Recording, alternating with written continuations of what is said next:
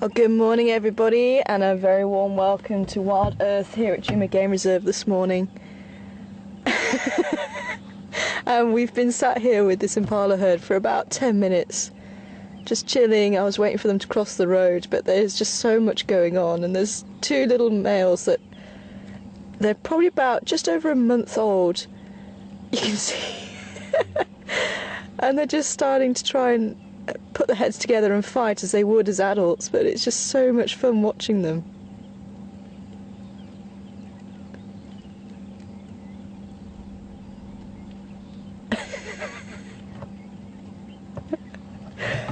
Oh.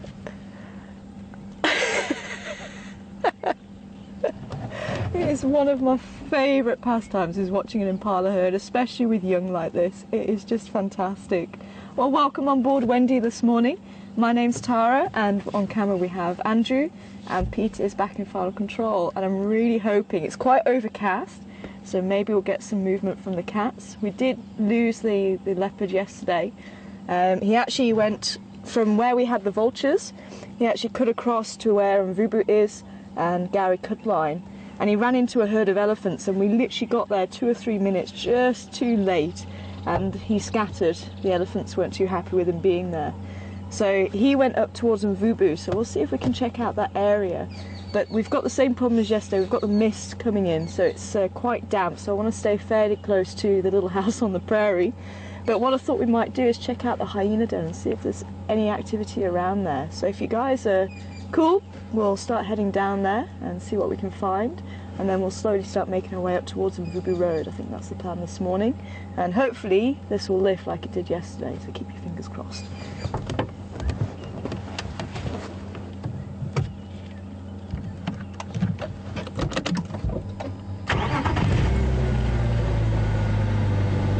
Thanks, ladies. Now, if Jodie from New Mexico is on board, she was asking yesterday about animals that eat marulas from the elephant dung. You may have seen the elephants, there we go, just in front of us. Be able just to show, maybe we've got some new viewers on board or people who weren't able to join in yesterday. You can see some old elephant dung, and there's full marula fruits in there. Quite interestingly, I was watching the female impala have a look through, and she was sniffing around, and there was a few really nice full marula fruits there, but she wasn't interested in those. She was actually going for the ones that had already been opened slightly, and she was actually licking the inside of the skin, which I found quite interesting.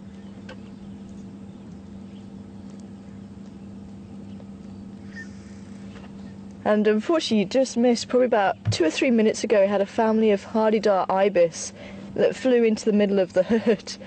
And, oh, sorry, the herd were here, and they actually flew in onto the road, and they slowly started making their way there, and the little babies were actually quite inquisitive and started walking towards the hardy-dars, and one of them must have just touched them with the nose, and they flew up, and the whole herd just got a fright. Everyone just stopped what they were doing and froze. It was quite amazing.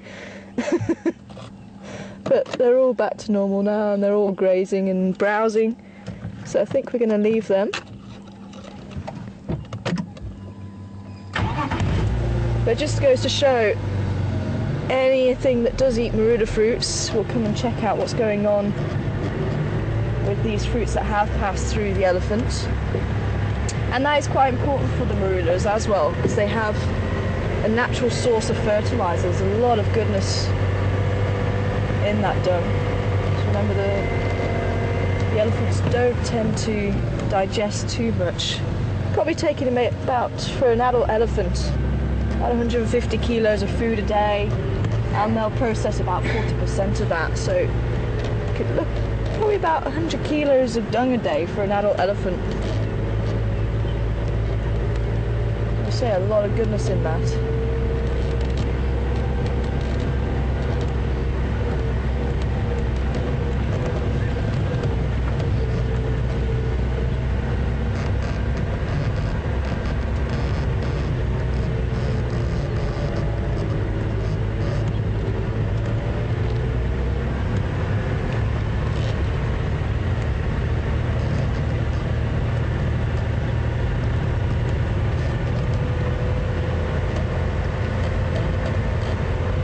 I feel a little bit of that moisture.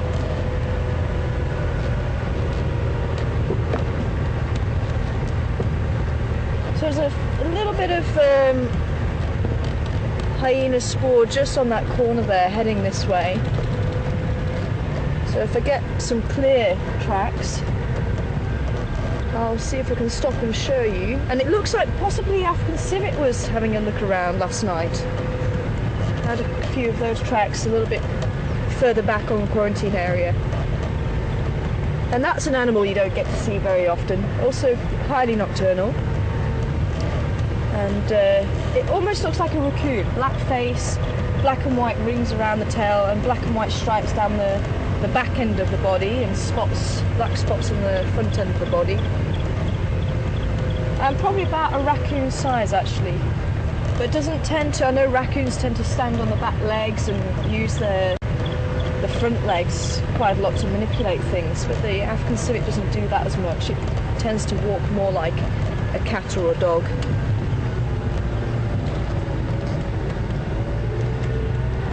And it looks like possibly the white-tailed mongoose was out last night.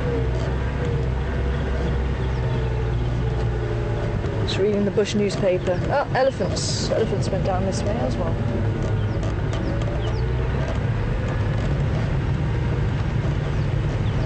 But if we do have any new viewers on board, welcome. And if you would like to ask any questions while we're driving around this morning here in South Africa, then please send your questions to questions@WildEarthTV, and you can also use the Twitter as well to answer any questions that I might throw at you guys. Maybe we'll have a who dung it if I find some interesting dung for you to have a look at today. But the account is #SafariLive. So send your emails or questions through those two channels. And it's great to have you on board with us this morning, even though the mist is descending a little bit. Let's say, hopefully it will lift.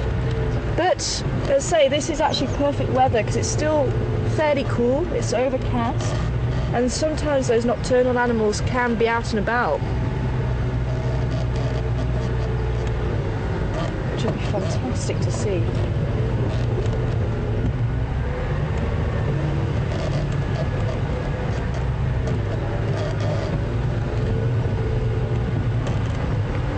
No vultures today.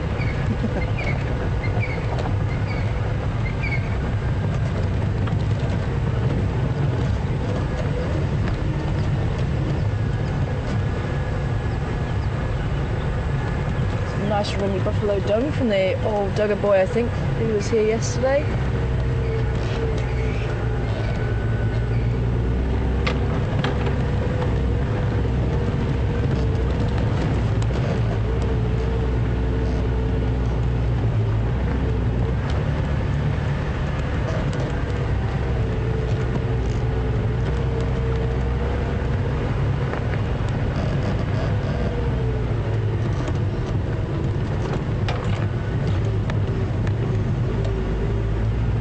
I must admit, it would be very nice to catch up with some spotted hyenas while we're here. Around on the reserve that I'm working on, we tend to have a lot of brown hyena, lots of brown hyena pasting, but we don't have spotted hyena, and they're actually quite different. The spotted hyena, as the name suggests, have spots all over the coat, and the brown hyena is roughly about the same size actually. But they don't tend to socialise as much as a spotted hyena by all accounts. But again, not much is really known.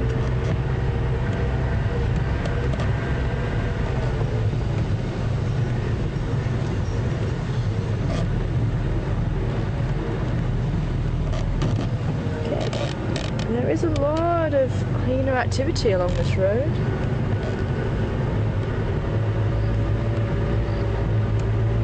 But the brown hyena has this long brown fur. But one of the main differences is the spotted hyena, the females are in charge. So it's what's known as a matriarchal society. So the females are usually larger than the males. And usually a lot more aggressive as well. The males tend to have to bow down to the females and make sure that the females won't attack them for whatever reason. But the brown hyenas by all accounts, aren't like that. Okay, if I remember rightly, we need to stay on this side because I think there's 1 or 2 holes this side.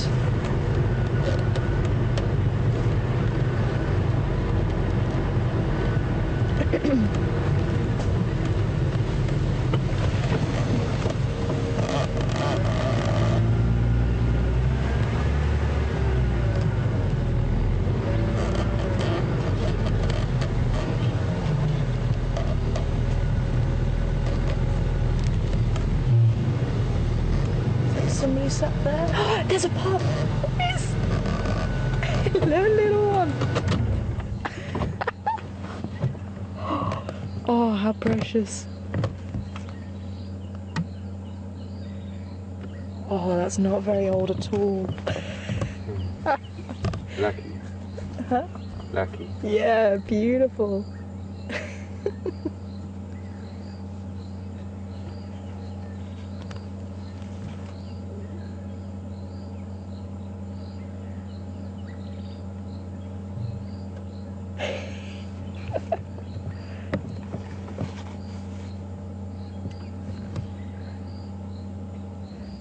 And that's one thing I love about spotted hyena, they're so inquisitive.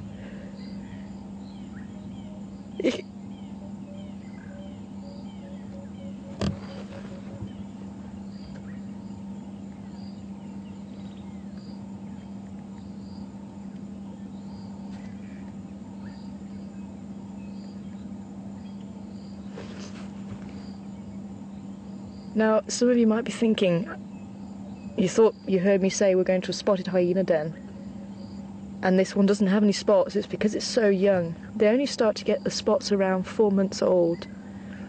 So we know this is definitely under 4 months old, and at a guess I'd probably say maybe about 1.5 months, maybe 2 months by the size of it. It's very small.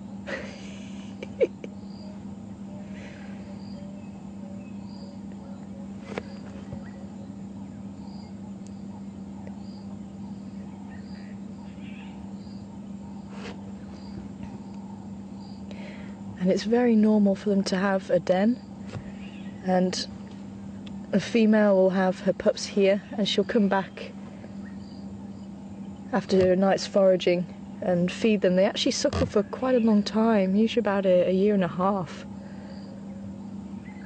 up to a year and a half before they're fully weaned. If I move forward a little bit more, you might get a nicer shot. I don't want to go around the other side and scare it. But if I just move forward slightly, you might get a nice view if it pops its head out again.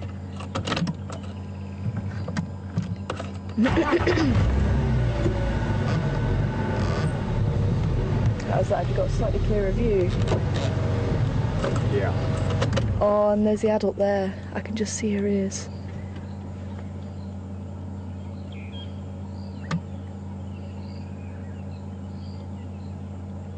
So I think Mummy's home. We might actually be able to go around. As soon as she's here, Baby might feel a little bit more comfortable. I'm just going to see if we can get a view of Mum. But I don't want to disturb her, so I'll just keep a check on how she is, but to see if I can try and get a view of her for you. I know it used to be a lot more open than trying to go in here and disturb her.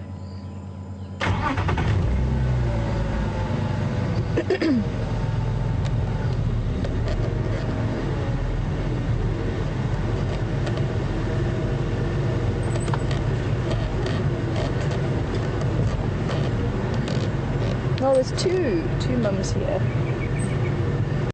Quite often the females will give birth in a den further away by themselves, and as the pups get older they'll bring them to a communal den. Hello, lady. There we go. Is that slightly better? Yeah, that's quite good.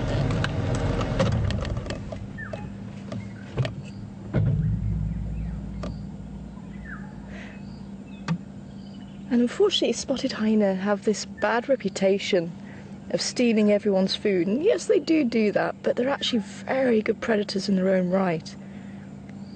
And quite often, and when film crews have come along, it's actually the hyenas trying to steal their food back. And that's probably where they got the wrong impression of the fact that hyenas scavenge a lot more than they predate. But now you can see those spots on the adult quite clearly. It'd be wonderful to see that little baby coming out again.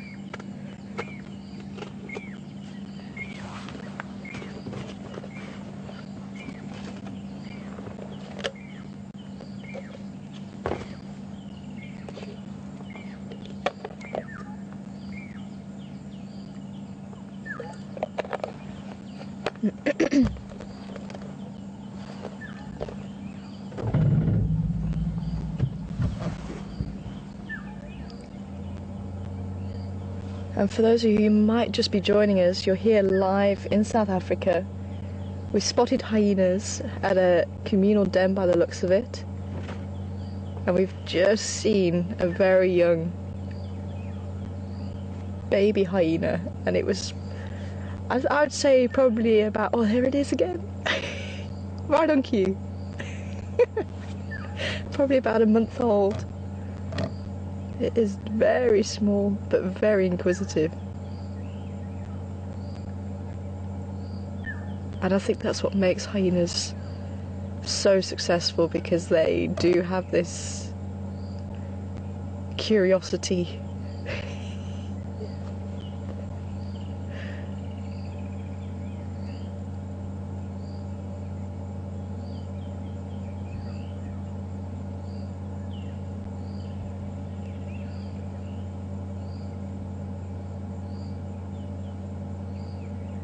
Look at that.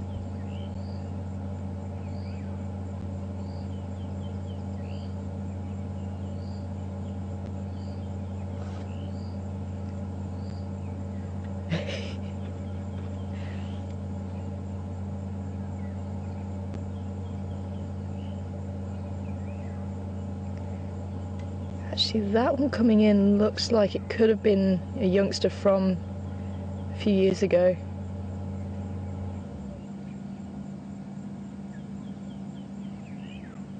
One thing I have noticed about hyenas, they tend to get paler and the hair much shorter as they get older. You can see that one's quite fluffy, the one that's following the little baby now.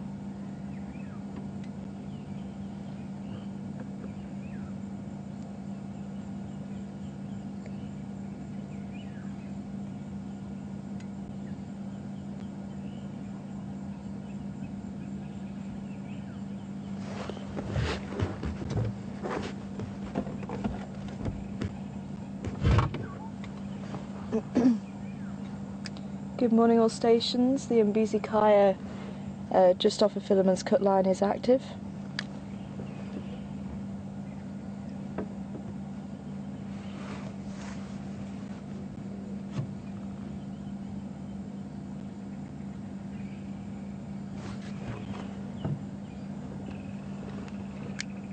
Affirmative, the Mbizi Kaya on Philemon's cut line is active.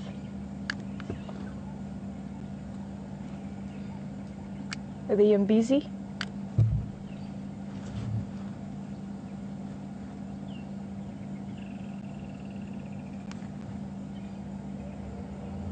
I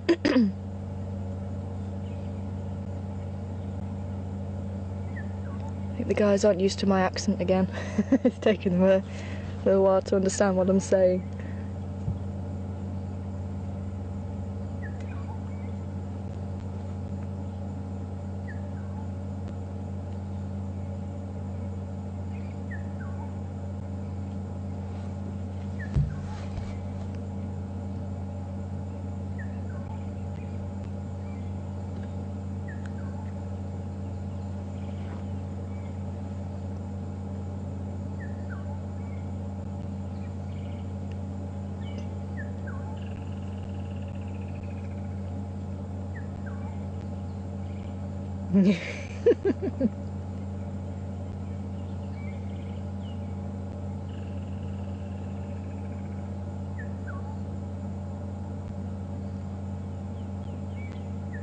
Now, if the adults aren't here, that hole that we saw the baby come out of will be its little retreat, and quite often they would have dug a little scrape right at the back so that only the babies can get there. So if there's any danger, the babies will actually retreat right into the back of that hole so that any big animal can't get at them. And you can see it just keeps returning every so often. That's its safety net. And that hole would have originally been made by maybe an aardvark going for that, because it's actually an old termite mound. So the aardvark would have made the hole trying to get to a meal of termites, and then over the years it would have been excavated, maybe by warthog. They might have just opened it up a little bit wider, and then by the hyenas.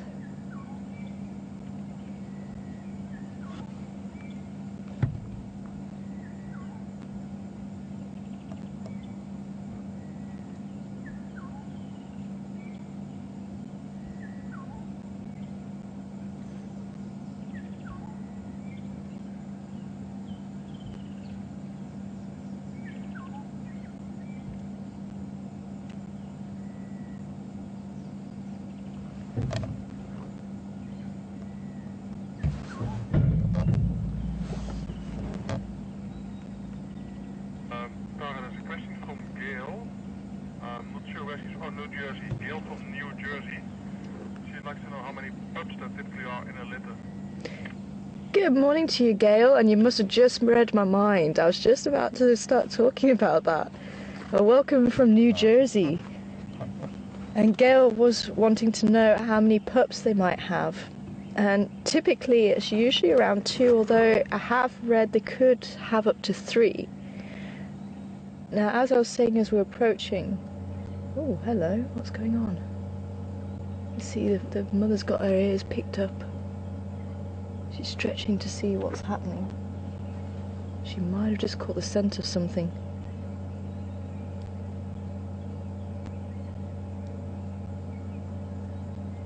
Nope. But it pays to be on the lookout. And a pup that size is vulnerable to anything. And that's very true for any carnivore. They're small, they can be vulnerable to eagles, they could be vulnerable to snakes. The rules of the bush: if you're bigger, then you get to eat more. If you're smaller, you could become someone's meal. So stay safe, little one.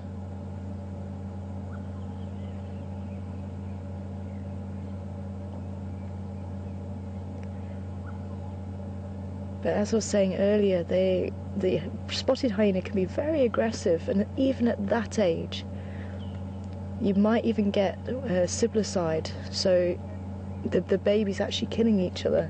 And it tends to happen if it's 2 females. The rivalry is so strong.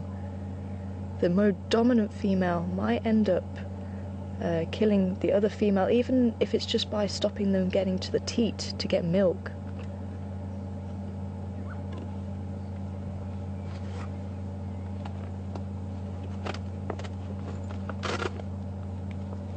If it's a male and female, there doesn't seem to be as much rivalry because the male is quite submissive.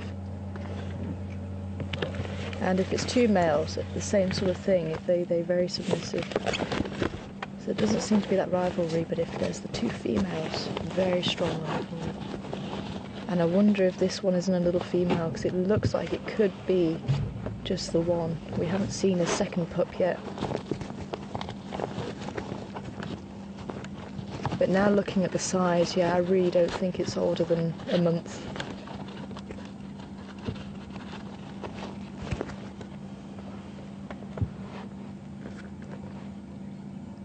And it's so exciting to have a little one, it's so precious.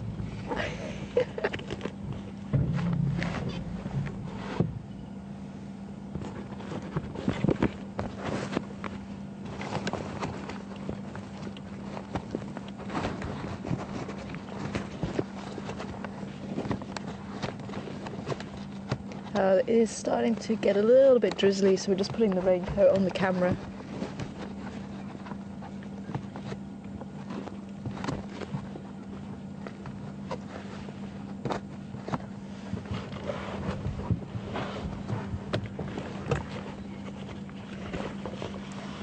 actually just going to see if we can't roll back a little bit and just see the other.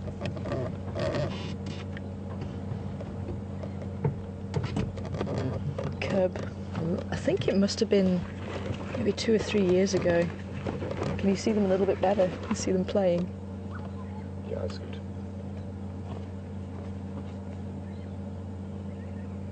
Yeah. And with this little pup being so inquisitive, that also backs up my theory that it might be a female as well.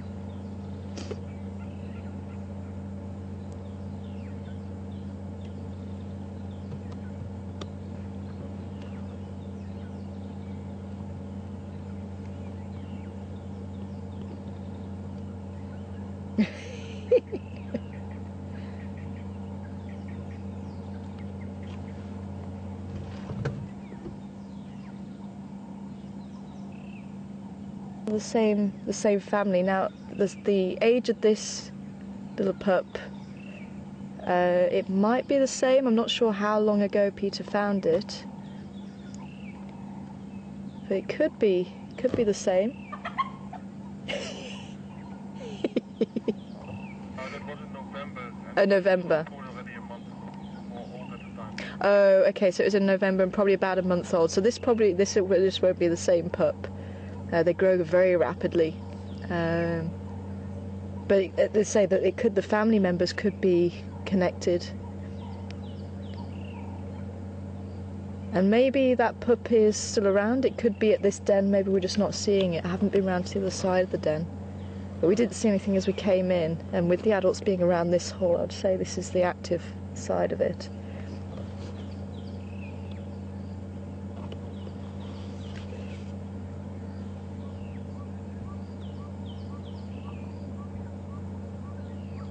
So it might be worth us checking out the other hyena dens and just seeing. So this one might be where she's given birth. This one might be the solitary one, and she might take it to a communal one as the pup gets older. Because say if she moves it too early, the pup could be in danger of being killed by the other pups, especially if she's a lower ranking female. So if it's the pups of the matriarch, no one will touch them, but if it's a lower ranking female, she does have to be careful. So she'll make sure the pup grows a lot larger before she moves it to a communal den. And maybe that's what's happening here.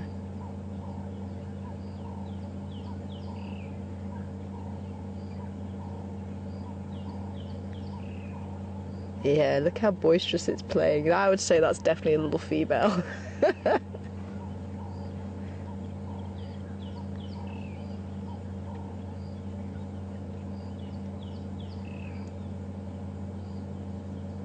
And what's really interesting is that females have got so much testosterone in their body, the male hormone. They actually have genitalia that looks like a male's. So it's very difficult to tell a male and a female apart just by looking at it. And that's really quite amazing. So, and that's why people think they're hermaphrodites, that they have the ability to be male and female, but that's not the case.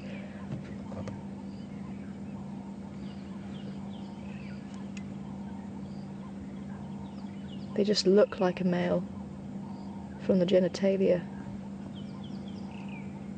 And that's one thing I'd love to see, is mating hyenas, because that must be very awkward.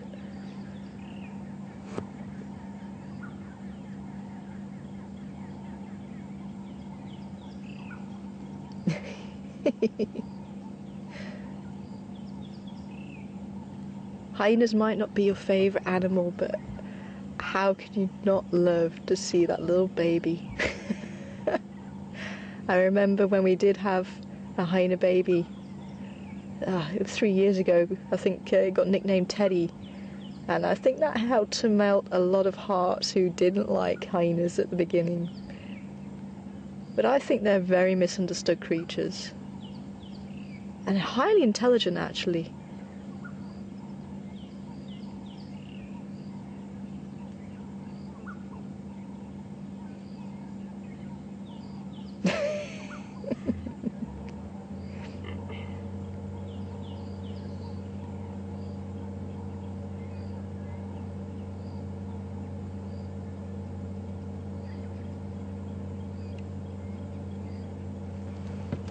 Can you sit still nicely, or should I try and move back a little bit again? Maybe a little bit. Let's see if we can move back a little bit. Now we've been here for a little while, they might not be too concerned about the vehicle turning on. Oh!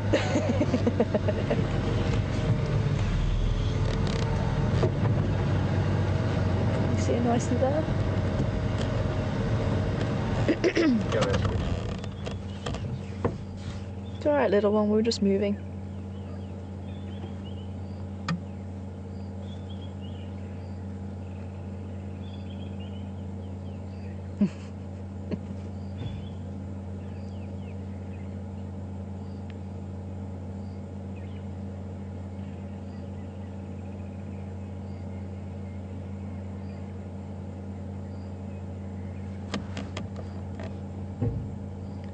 I think from what I could see, it was grabbing the ear of the older animal, and sort of throwing it around like a dog would a bone.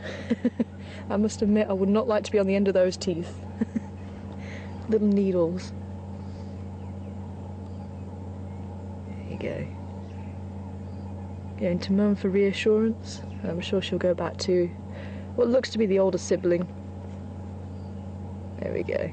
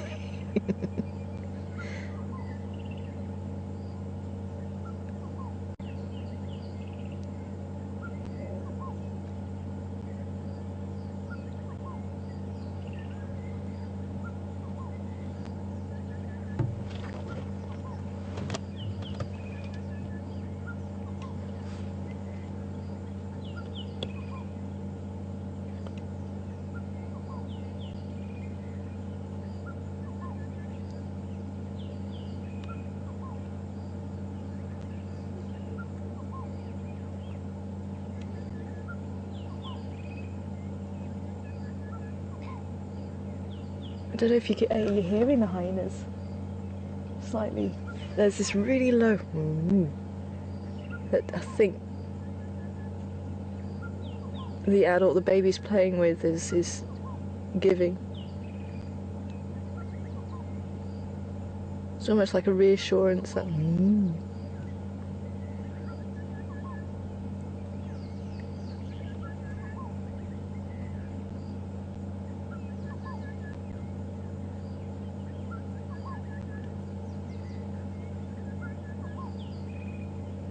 and actually, when it's got its head down, that's what it's doing it.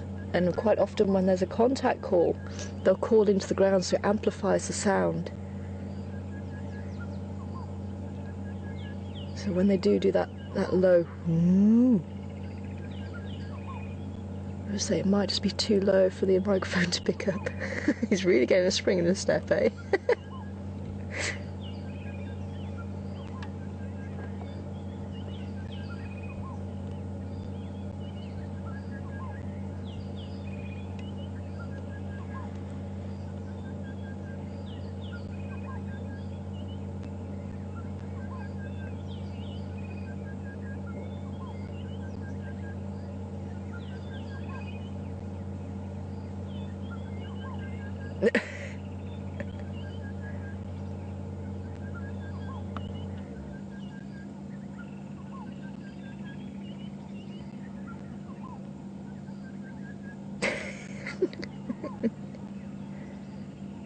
Oh.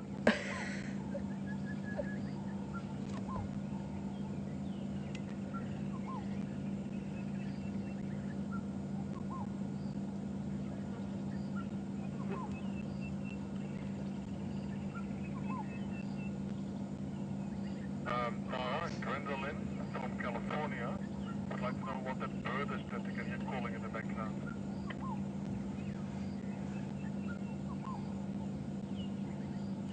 Good morning, was it Gwendolyn from California?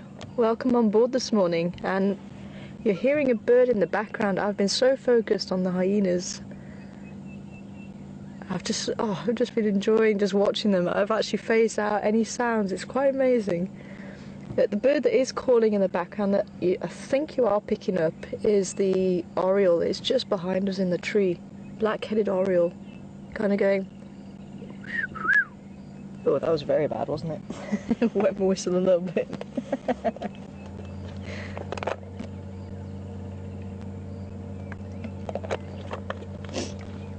Let's try that one again. Getting better. But I think that's the one. That's the only one that I've just focused in on now. There was a black-crowned checker off in the distance. He kind of whistles like someone who's had too much to drink and is trying to whistle a tune and can't quite get the tune. It kind of goes. Oh dear, my whistling's really bad this morning.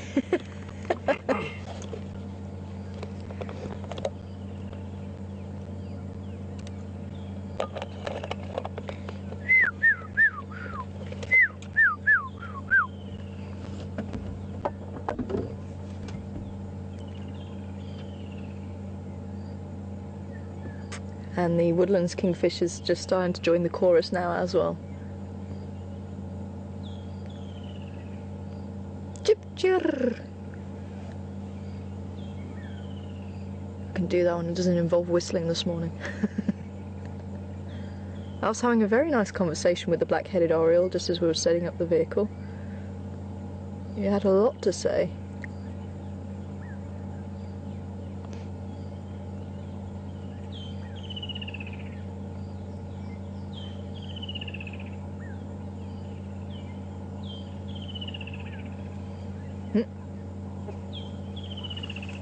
Nope.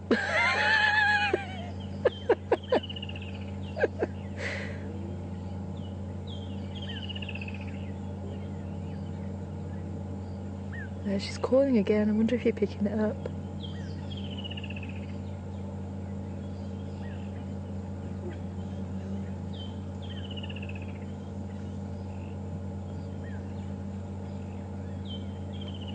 Some viewers are wondering that younger hyena of the two, whether that could be the cub that Peter saw in November, so when he was a bit more like Oh, time.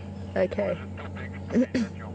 So some people are wondering if the other, probably older sibling could be the cub from November, October time, or is it too big? And yeah, it is a little bit too big. Yeah, you'd be looking at, what, a 4-month-old pup, which would just be having its spots. It would be like a miniature version of the adult, so it would be probably about, I know it's difficult to really get the size understanding, but probably about 3 times, maybe 4 times bigger than the little one that we've just been seeing.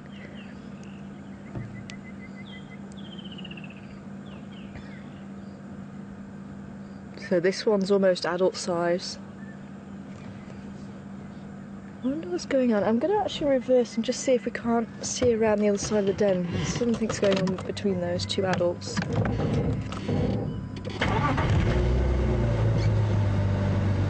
can get a clearer view of them again.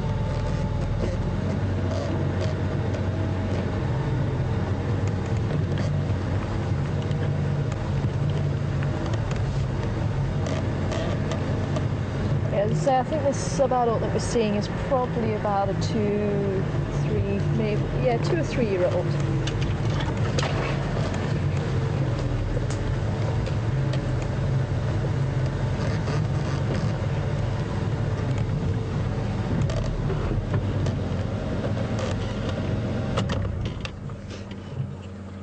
And wow, the vegetation's really grown on. That was fairly bare where they were. That was one of the main holes, I think, somewhere around there, and we were seeing the cubs, or pups. I think it's interchangeable, actually. Pugs and cubs. Pups and cubs.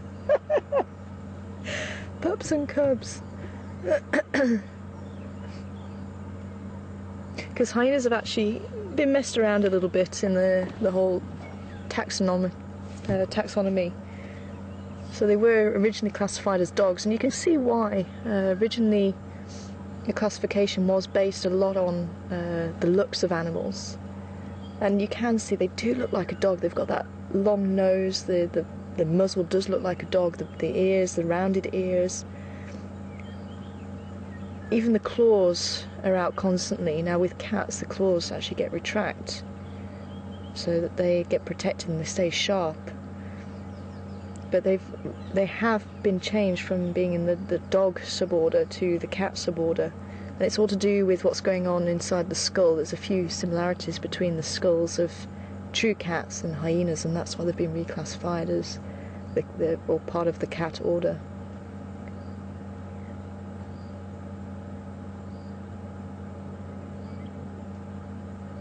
So I think that's why you can use cubs or pups.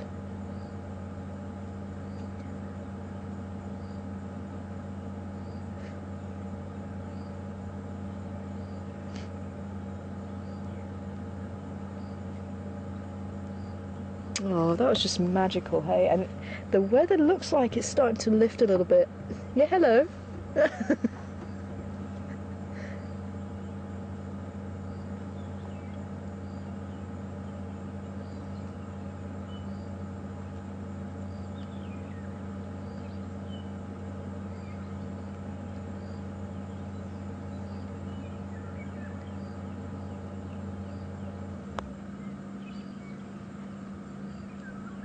Sounds like the guys are following tracks of lions somewhere up towards the gate. It sounds like the Birmingham Pride may have passed through, so I'll keep my ear to the ground, but it sounds like they may have gone west or north from there.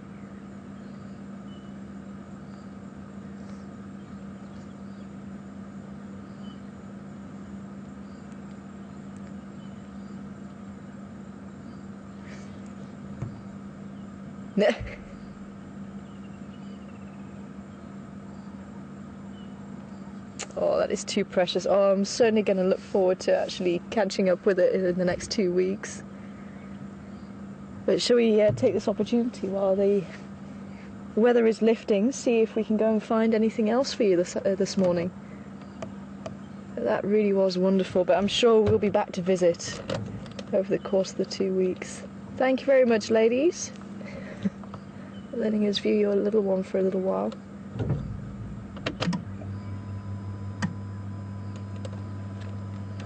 You can hear that low call again.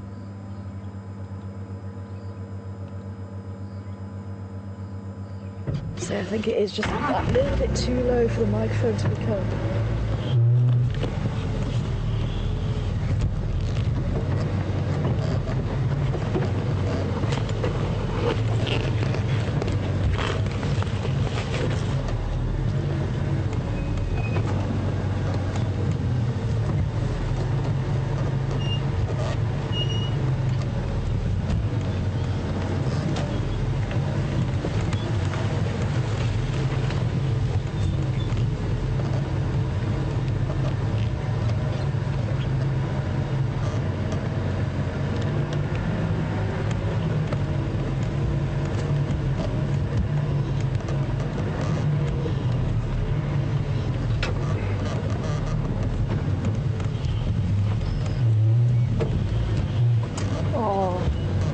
How magic was that, hey? Very, very cool. All stations leaving the Mbezi Kaya active. One Mampimpan just off of Government's Cut Line. Lock is open.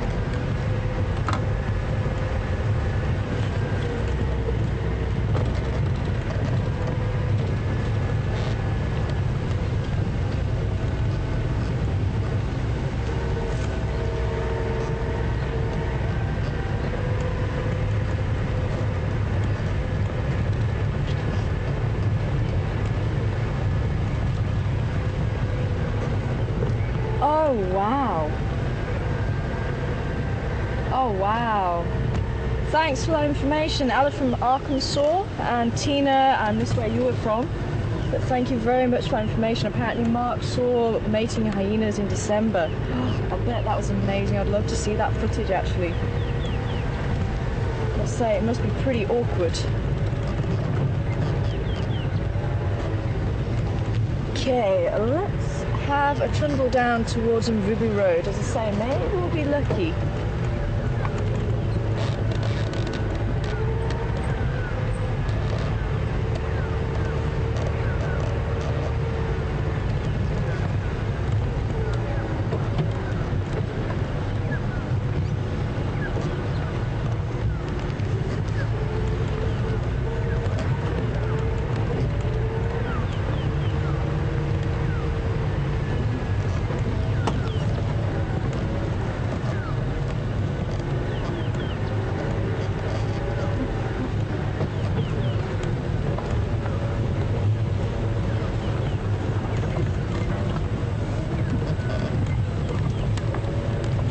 Say that that change in the female's genitalia is very unusual in the mammal kingdom. But a girl that I work with on the reserve was telling me about aardvarks, and apparently some people who were researching aardvarks also said it's very difficult to tell the male and female apart with the genitalia. So the female looks fairly similar. Now, how true that was, or if I remember it correctly, but it would be interesting to see if someone can look it up for us. Maybe there's something written down. But that was the first time I ever heard about that, I must admit. That was quite interesting. Aardvarks, I wasn't expecting that at all. And that's something I'd love to see. Yeah, somebody was asking yesterday what other animals I'd like to see other than the leopard while I was here for 2 weeks. And an aardvark is another animal you don't get a chance to see very often, but it's a very odd looking animal with the big ears and the long nose and the big claws, and they're capable of burrowing about 6 meters would be the normal home tunnel, if you like, and apparently they're capable of excavating a meter every 10 minutes, which is quite amazing even in very hard ground. But their claws are huge, very, very powerful.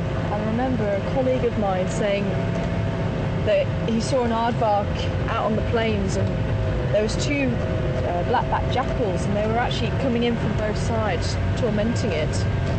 And it kept turning around and using its front paws as almost like a boxing glove and just punching them. And you just don't expect an aardvark to turn around and do that. They're very slow moving usually. But it was able to defend itself, and it actually did chase off the jackal just by doing that. Quite a sight.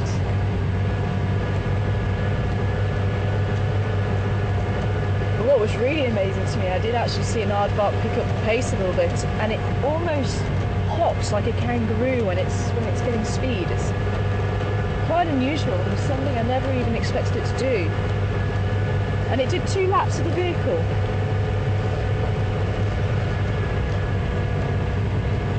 But they do have that very thick muscular tail, just like a kangaroo, for balance, so it makes a lot of sense. But it's not the normal mode of movement. They tend to pull fours, slowly make the way between termite mound to termite mound. And they're not greedy. They tend to take a few termites from one mound and then move on to the next and take a few from there.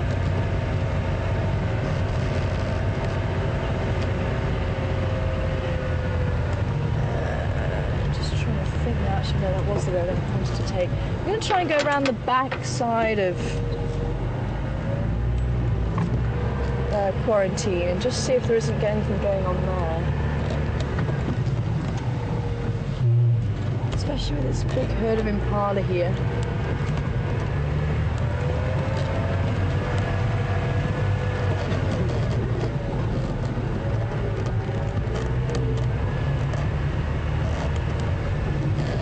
Sounds like there might be quite a few people up around or heading through to the northern part of Djuma. So if there is anything that side, then they'll let us know.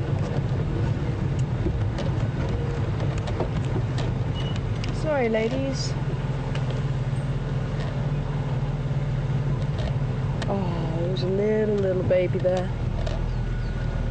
So these baby impala, the small ones, probably only about 2 weeks old. You can see some of the larger ones already probably about a month old, with the little males with those little tiny horns, probably about 6 weeks, because they tend to start growing the horns about a month old. Sorry, ladies.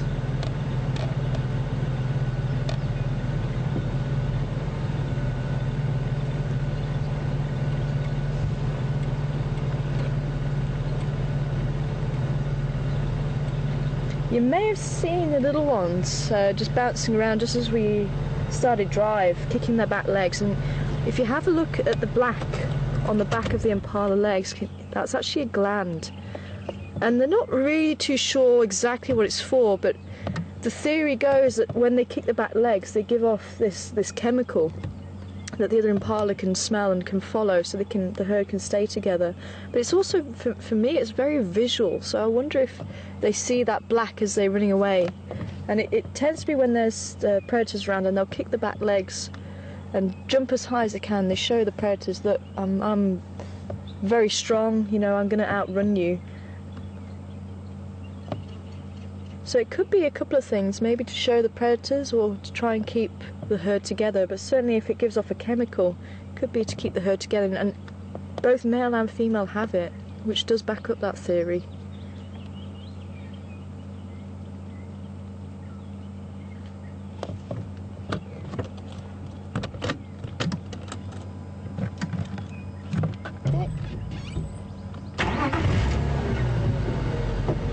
Don't get a fright, lady.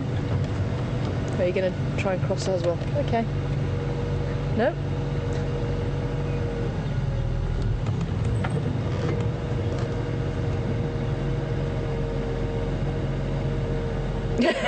Were you miles away?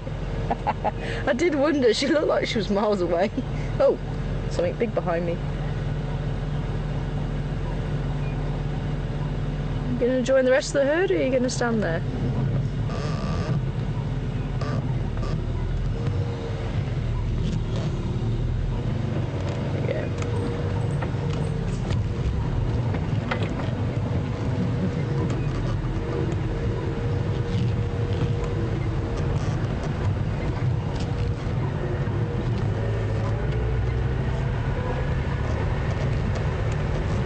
So yeah, maybe I can actually help you out with that little baby. So size-wise, baby was about this sort of size.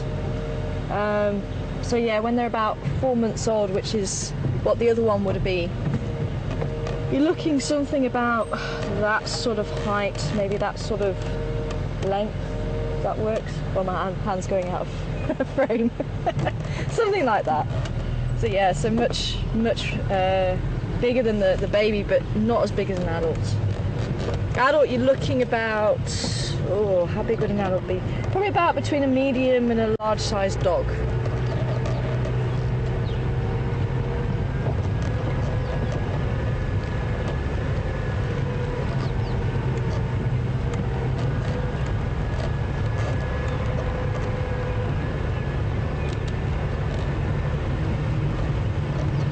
Oh, lots of elephant activity here. Wow.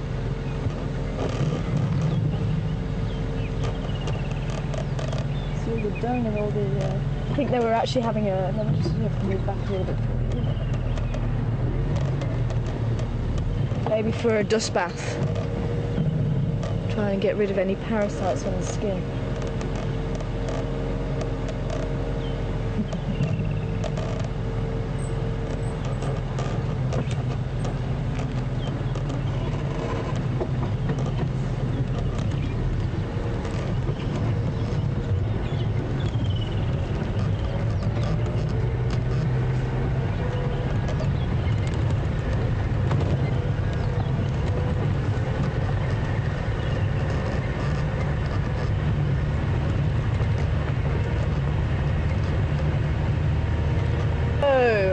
Yes. Sounds like the hyenas have made a bad name for themselves again. I understand, fortunately, one of Karula's cubs was taken by a hyena. So people's hearts were melted, and now they're not so melted. And unfortunately, you're looking at two carnivores, and as I was saying before, the babies of those carnivores are vulnerable to anything, and there would be nothing to stop if Karula found that den unoccupied. I doubt she would walk by it without at least having a check out of what was around and possibly killing any cubs that she found. So as much as we love Karula and obviously her family, and obviously losing a cub, that's really heartbreaking.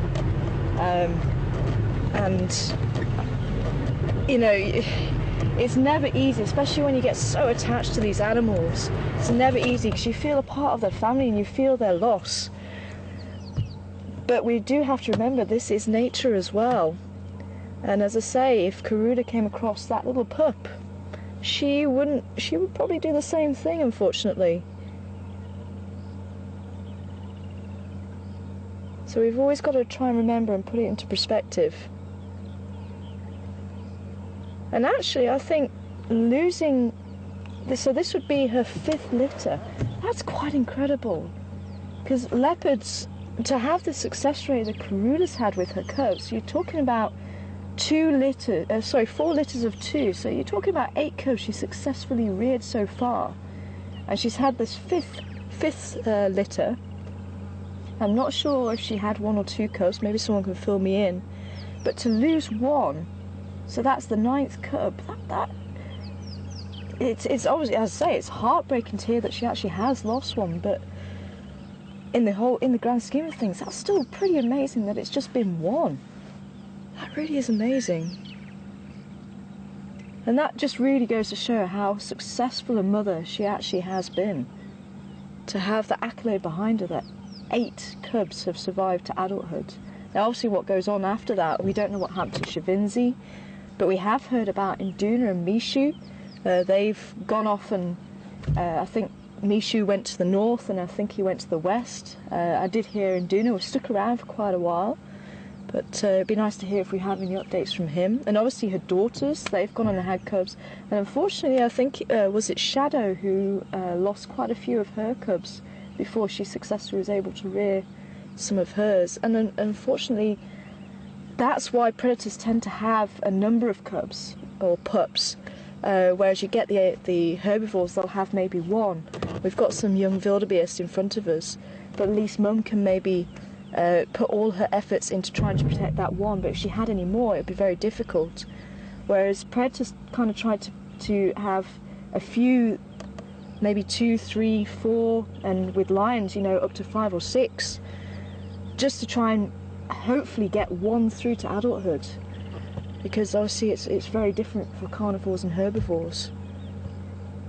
But as sad as it is, that is the way of nature. It can be harsh at times, can be very heartbreaking.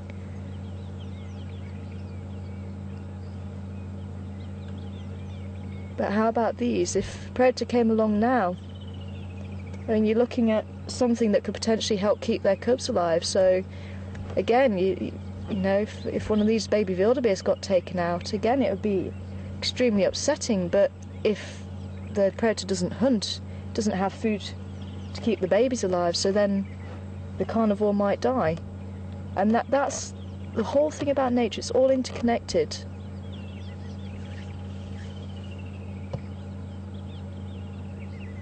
But then if the baby is strong enough and gets away, then it's possible it's going to go on and survive, breed, and have stronger young that will also maybe outrun that predator.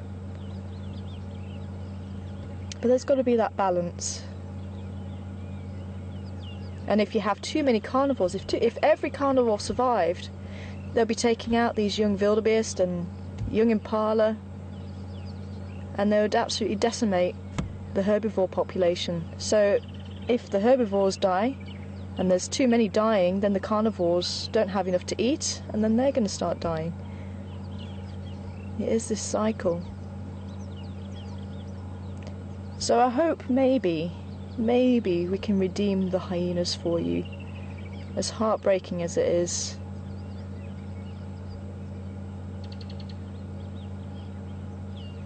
But would you really want to see Karula come along and have payback for that baby hyena? Ask yourselves that. I don't think so.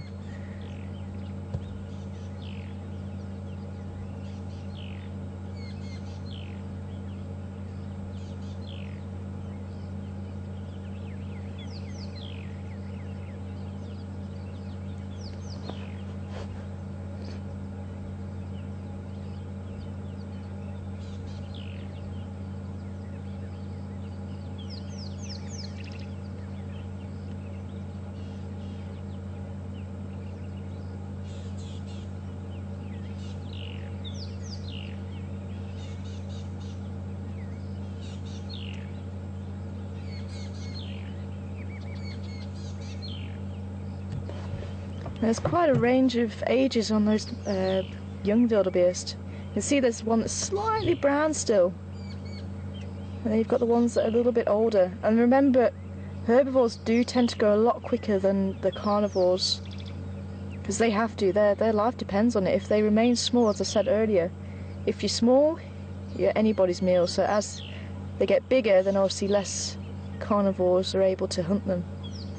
So an adult wildebeest, it's very difficult for any predators under probably a leopard size to take down. At leopard, you may look at an adult male taking down a wildebeest. It's not the normal food source, but push came to shove and the opportunity was there. It may be possible. I have seen footage of leopard taking wildebeest out on the migration. But here in the sands, the leopards tend to go for more the impala size. Baby wildebeest would be on their menu as well.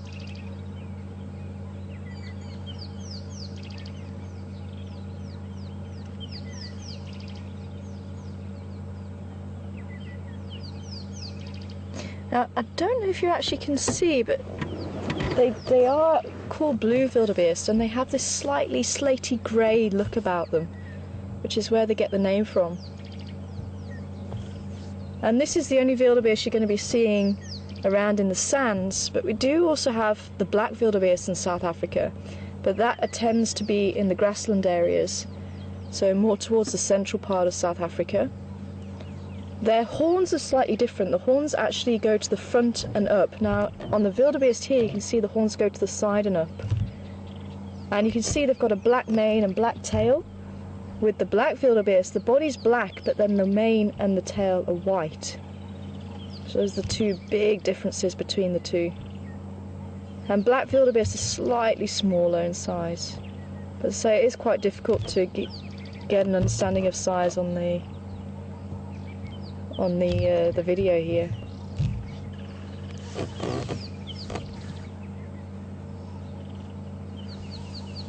And if we do have any new viewers joining us, welcome live on board Wendy this morning here in South Africa at Djuma Game Reserve. And it is slightly overcast, but it is lifting, so I'm going to start venturing a bit further afield. I'm going to try and head over to where the leopard was last seen yesterday. Maybe see if we can pick up any tracks. There hasn't really been much on the radio. I think everyone's been going after the lions. Unfortunately, they're quite far out of the area we're able to get signal in. But it sounds like it was the Birmingham Pride.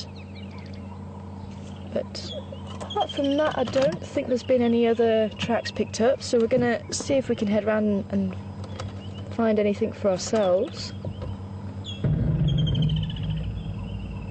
And leave these wildebeest to their grazing.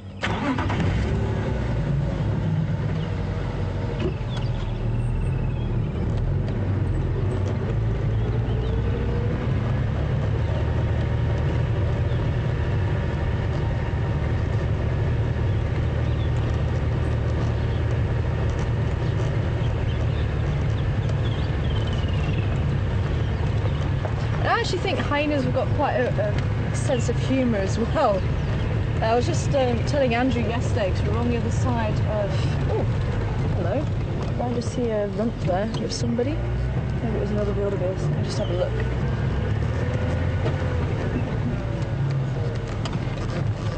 Did I see a rump, or is it just wildebeest? Oh, it's wildebeest. Yeah.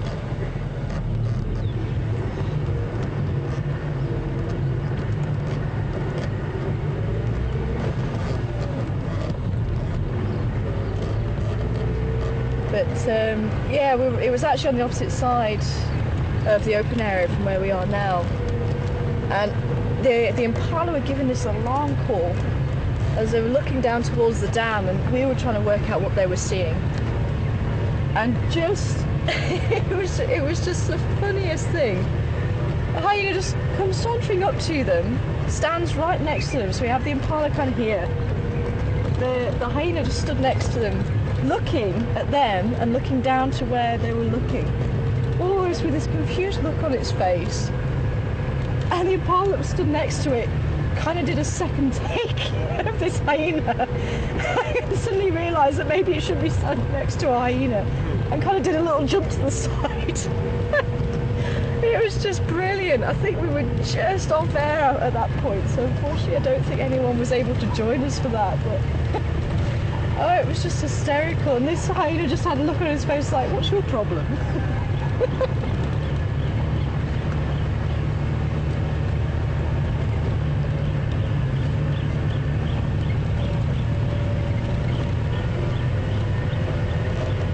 So not too much from the Bush newspaper, unfortunately.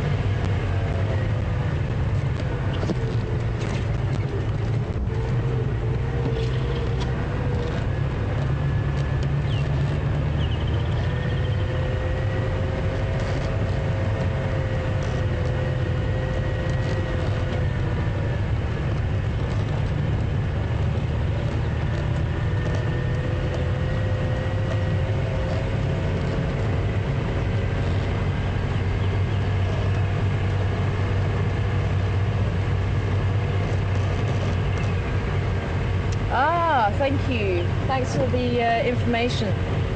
So apparently the Birminghams are a coalition of males rather than a pride. So the difference between the coalition and pride tends to be females and the cubs, and a coalition tends to be males. So that's where the different terminology comes in. Morning! Sorry, do you want to go ahead? Okay, I just want to try and remember, because I want to go to Gallagher shortcut, and I'm just trying to remember it. I think it's just beyond this turning, and it's not back there. So, no, it is back there. Just trying to reorientate myself. So it's my second day being back in Djuma, and I say most of it is starting to come back. It's just these little junctions that I haven't been through yet. Just trying to remember, replace where everything is.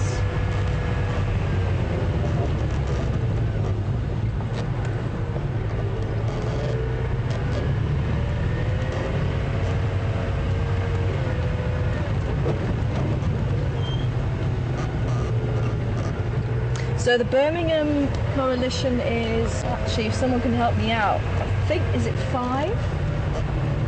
Could be 5 males.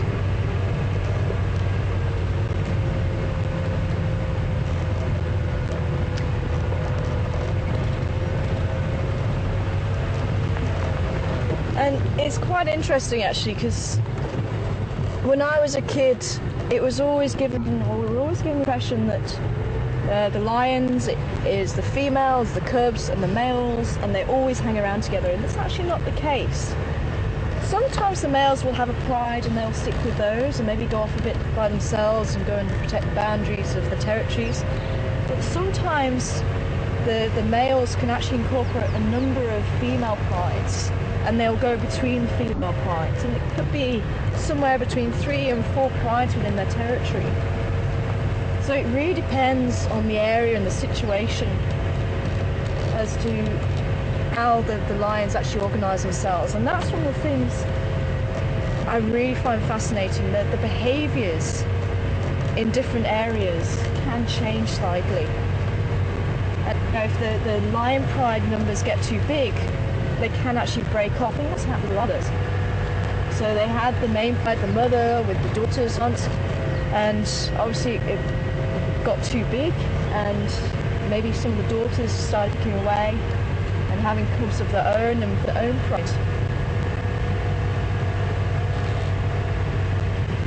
It depends on how many mouths you have to feed and what food is available. So if the males are female pride, often they can lend their weight when it comes to hunting buffalo. Because unfortunately, that was another thing as a kid. We always were given the impression that male lions don't hunt, and that's a misconception. They do, and they can give their weight and they can be very successful in hunting, but they tend to not if there's a female, if there's female pride, because they can actually conserve that energy for marking the territory and territory. So that's really where that misconception came in. So if they are with the females, they'll conserve the energy much more.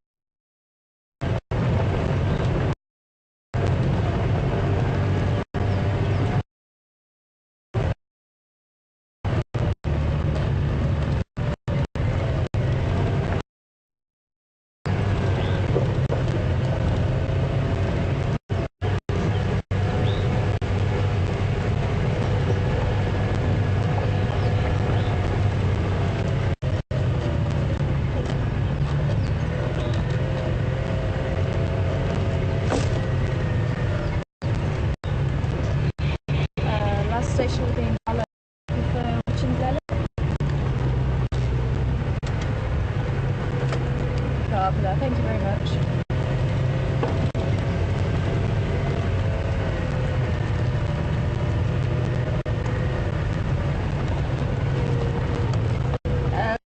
So far, I'm going to have a look around in the canoe. I just went to the Mbizi Kaya that was active off Women's Cut Line, but Lucy so far.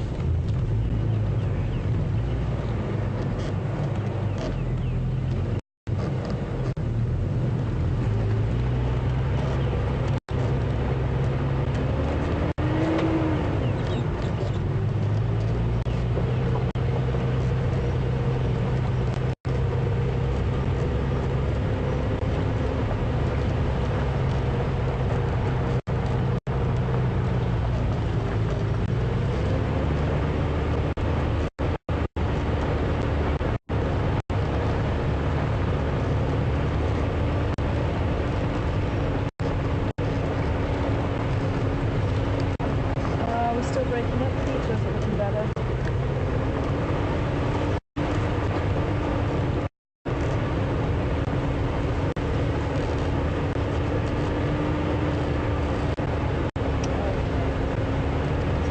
So we're just going through a little bit of a signal dip here. But we'll see, hopefully we should be a little bit clear as we come out on this pit line.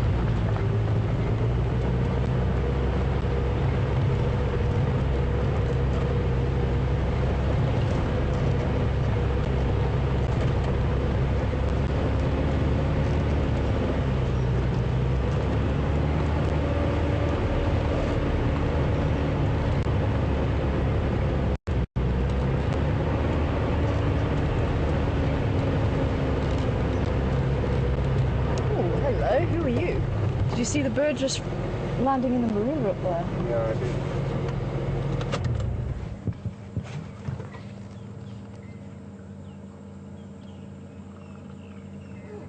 Oh, I wonder if I maybe roll back a little bit, because I don't think you can see its head, can you?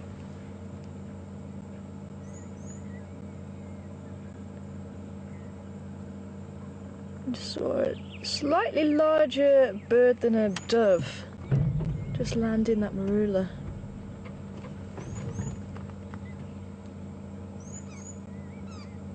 And I can see barring on the back and on the chest. But it'd be nice to see his head.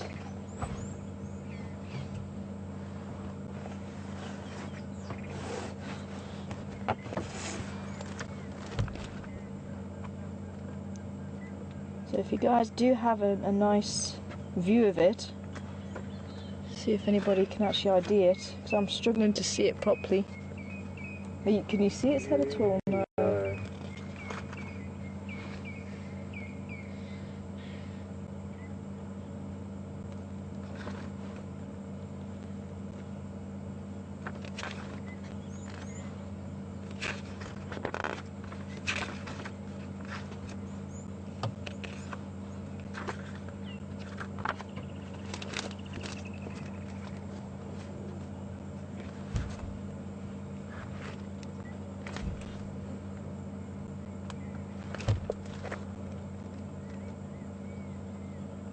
So I have a thought of what it might be,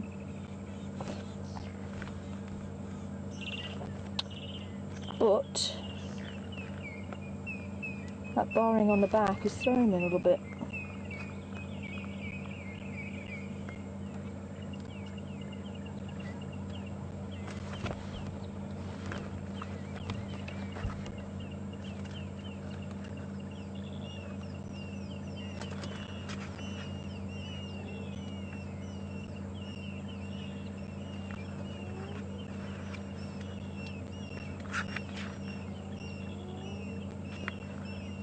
Hear the hyena. Yeah, I was just about to say I can hear the hyena.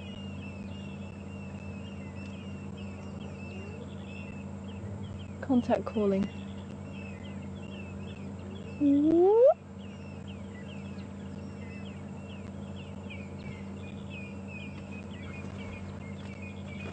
I don't think it's our mother that we just left. It's a little bit too far to the den.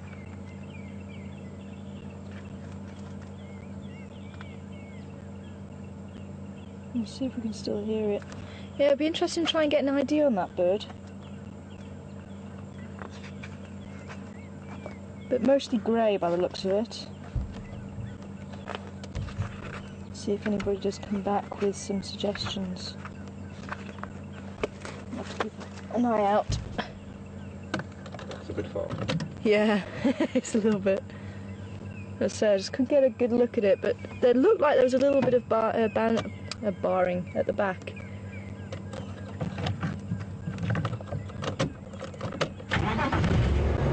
Oh, there he goes.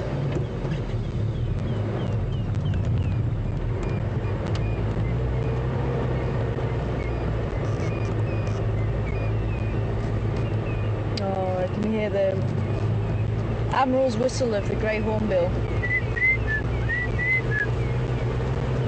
What did you think the bird was? I thought it could have been a goshawk, but I say it's that barring on the back is really throwing me. That's why it'd be nice to have seen the head.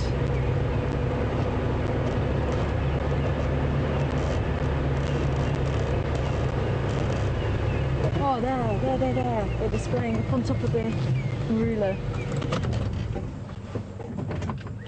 Just off in the distance, if you go to the right at the top of that marula at the back, Oh yeah. there's the grey hornbill up there. He was just displaying.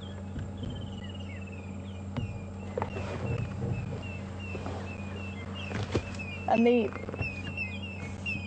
typical hornbills, which is what this one is, they fall into two categories, and hopefully you can get to see the display. And he's holding his head up, and it's the head up whistlers, really technical, and the head down cluckers, which is what the hornbill and the yellow-billed hornbill and the red-billed hornbills fall into.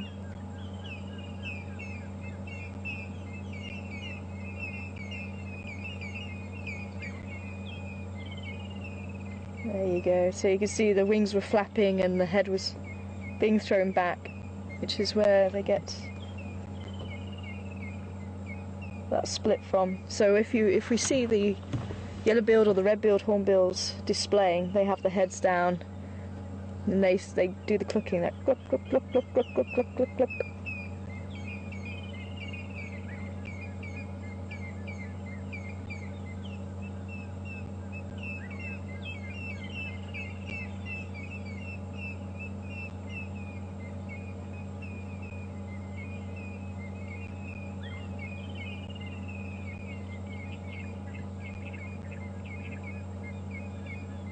can hear some helmeted shrikes calling.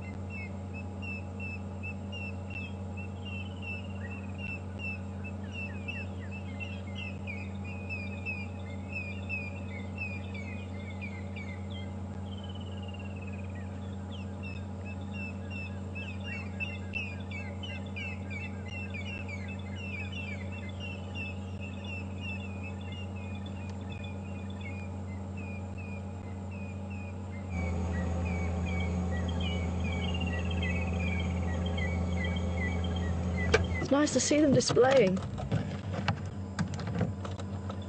So that was the grey hornbill. Been seeing quite a few of those around recently.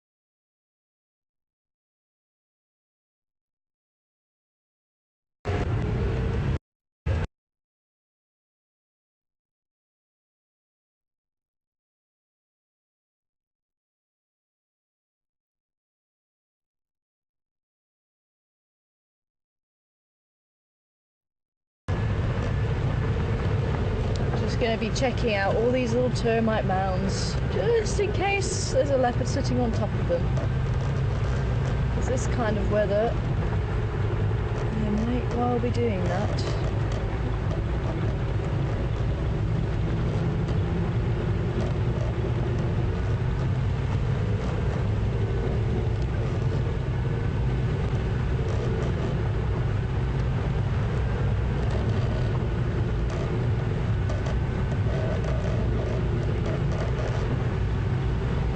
Oh, just saw another dwarf mongoose in the road. He was way, way off.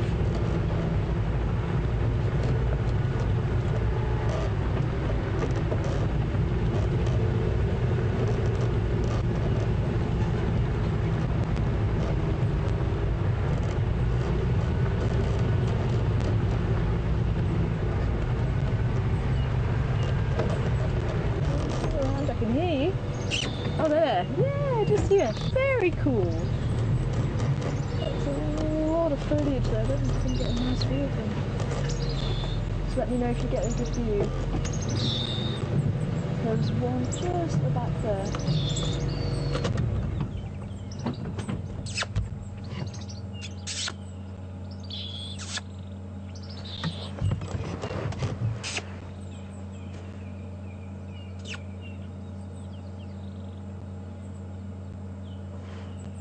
There he is. You get it? Nice.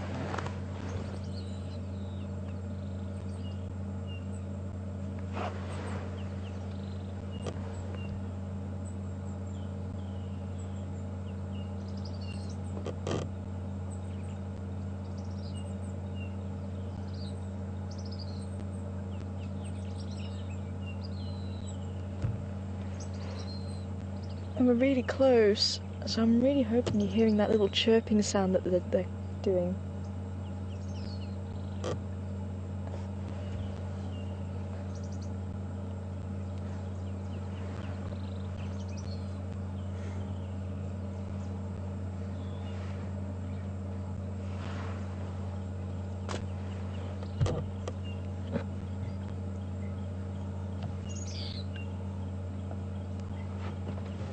And that is their alarm call, that high-pitched chirping.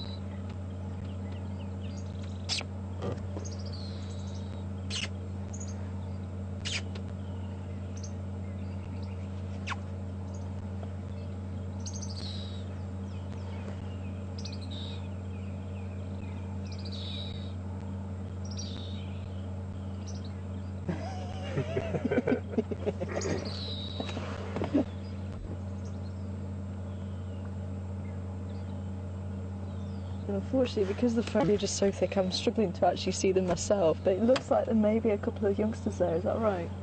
Yeah. See a couple of babies?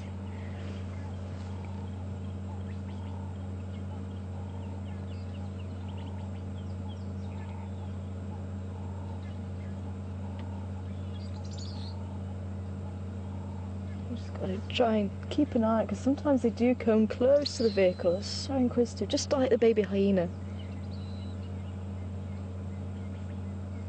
Come up to see what's going on.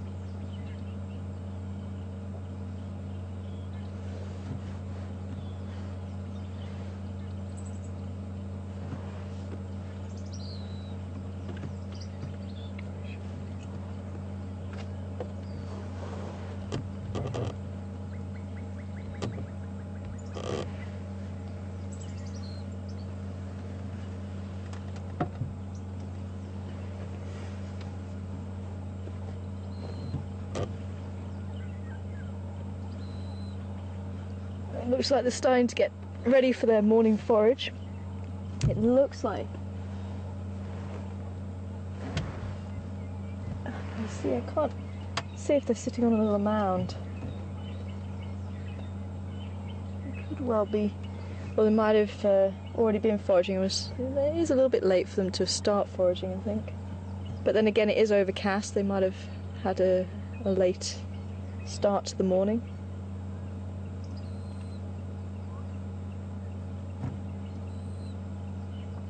And they are a carnivore, so they will go after insects and maybe even lizards if they can get hold of them.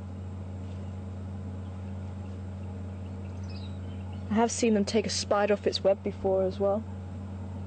Just reached up and grabbed it. It's quite low down.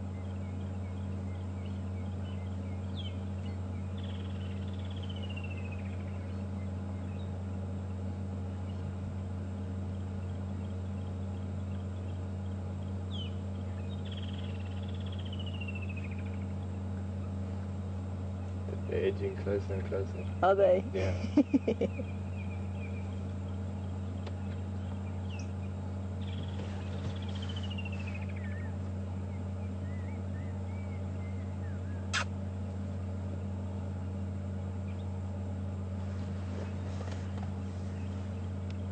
But quite often they will have a sentinel on guard, just like the other types of mongoose who tend to live communally. So the meerkats is one of the obvious ones. But they live more to the west of here, more to the west and north where it's drier. Our equivalent that would be around here is a banded mongoose. It looks fairly similar. It does have bands across its back, and probably about 3 times the size of the dwarf mongoose that you're looking at now.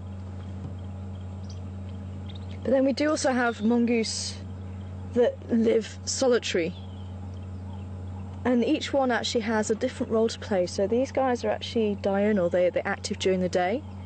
The banded mongoose also, and the meerkats. And they probably do live as a group, safety in numbers again, so they can keep a lookout for predators during the day as they forage. And the other types of mongoose tend to be more nocturnal, but they all tend to be solitary. So I had tracks of the white-tailed mongoose just before we started drive, and that will come out at night. It's a nocturnal feeder, and it's got quite a big bushy white tail, and probably about 7 times larger than dwarf mongoose, maybe even more, maybe even 10 times larger. So a much larger mongoose that we get around here. And the slender as well. Slender have actually been known to hunt and kill dwarf mongoose, so even cousins will attack each other in this family. But the slender mongoose looks almost like a small ferret. Long slender body, very thin tail with a black tip on the end. Nope.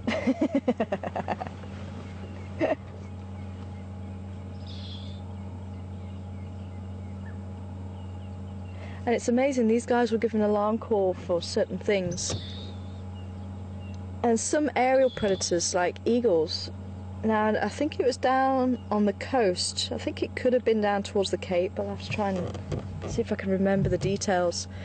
But I remember them saying that when the batelier flew over, they could tell the difference between the batelier and other eagles because of the shortness of the tail, and they didn't used to give the alarm call because the bateliers aren't supposed to eat the dwarf mongoose.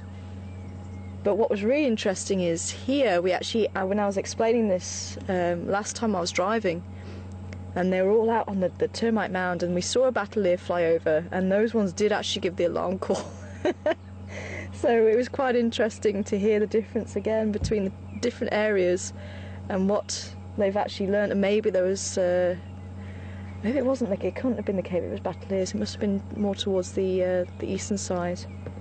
I forget where it was. I'll have to try and look it up again, but it was somewhere else, and I'll say where battleairs also occur.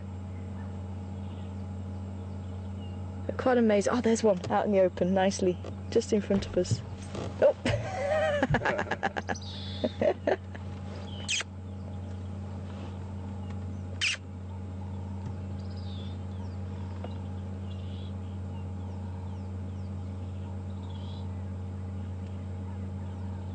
Just disappeared in there.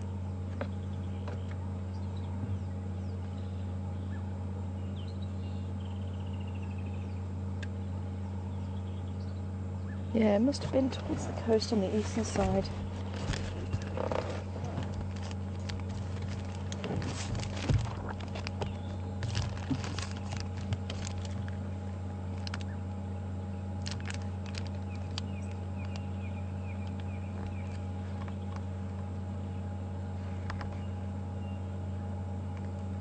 Or maybe even further north.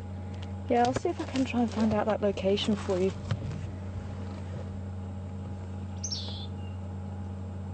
You do have a lot to say, little one.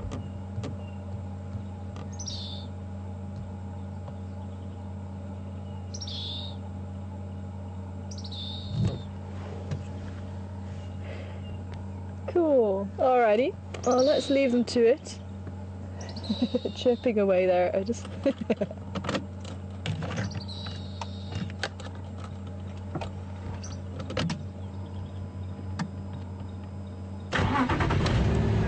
was lovely to catch up with them. They must be one of my favourite animals to sit and watch, especially when they're out in the open.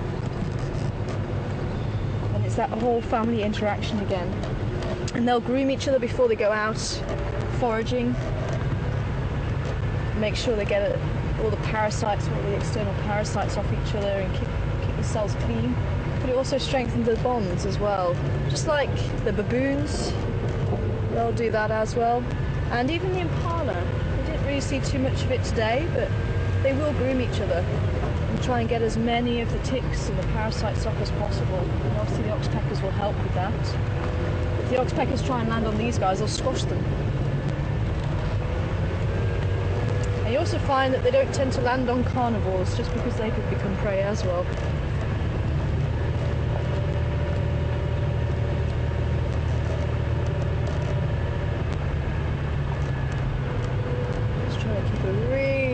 Look out for here.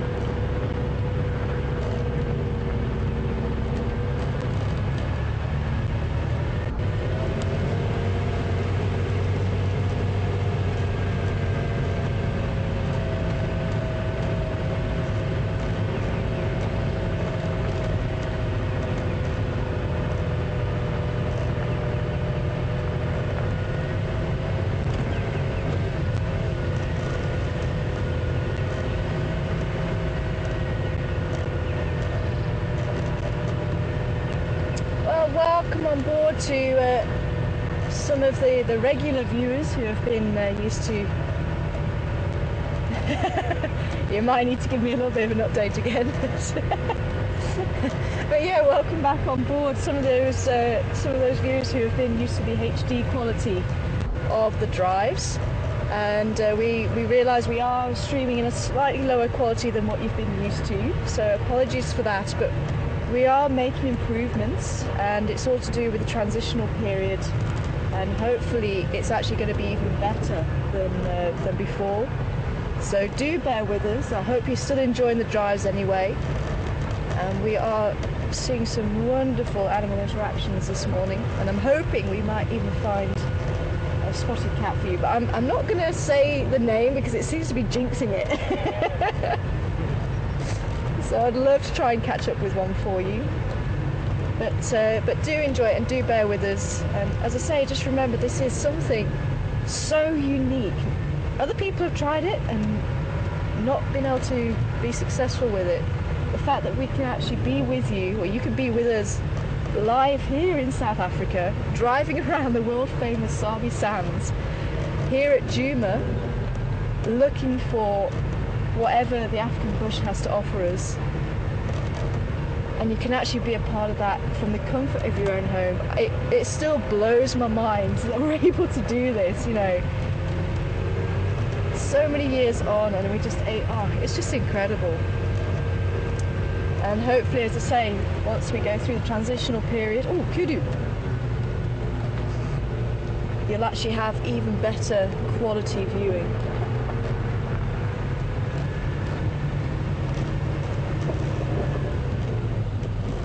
Hello, ladies. Are you going to stick around, and why were you running? Are you just trying to keep up with the rest of the herd here? There's one youngster looking around over its shoulder here. I'm just checking out the drainage lines. Even though it's quite cool, I would expect the leopards to be... Oh, I said it now. Jinxed it. No! Our spotted furry friends. I'd expect them to be out on a termite mound, you know, sort of having a look at what's going on around them. They can afford to be out and about because it's not too hot. They tend to utilise the drainage lines during the day when it's a little bit cooler in there. But anything goes. I mean, this is nature. Anything goes. So just trying to keep my eyes peeled. We're actually in the area, or very close to the area where the cat was seen yesterday. And I say we were like 2 or 3 minutes behind seeing him. It was actually on Gary Cut Line, and apparently he found himself a herd of elephants, which startled him, and he took off somewhere into the bush. So I'm hoping we might get some tracks from around this area. So we're going to have a look. We're going to head down Mvubu Road. We should see these kudu a little bit closer. Just wanted to see what they were doing. See if they could let us know if there was any cat around here.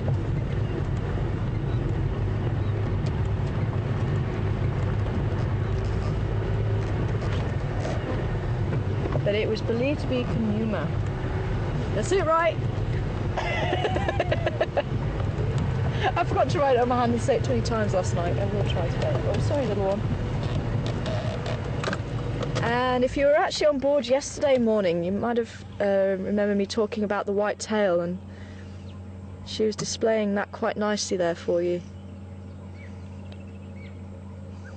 But that white tail shows up so vividly in the bush. And when they display that white tail, it's usually if they've been startled or there's a predator and they dash off through the bush and the rest of the herd can keep up with them. A little bit like the glands on the impala. But you can see really nicely that the brown on top, so once they fold the tail away, that white disappears so they can just blend in with the bush again.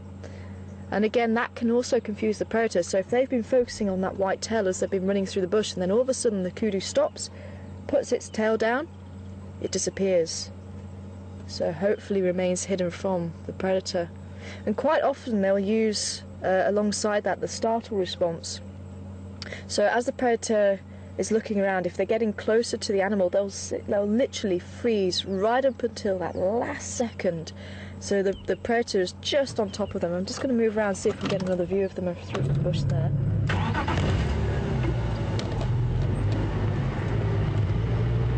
But you'll get almost on top of them, and then the animal will run. And it is that split-second delay from predator, although he gets a start, what on earth just happened, that could give the animal that chance to get away. And that's very typical of antelope that live in the bush, like these kudu. And it's very typical you'll find them in the thick areas like this, the thick vegetation.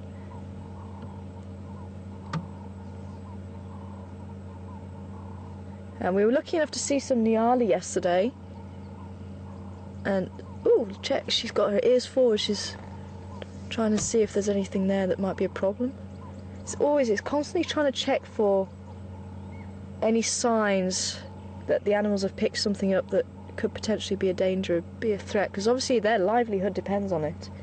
So they've got to be one step ahead of the game at all times, and if they just relax for even a moment, that could be the difference between life and death for these animals.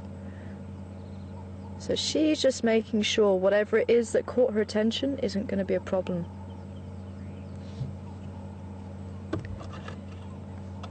But the kudu, some people find it difficult to tell the difference between the kudu, the bushbuck and the nyala.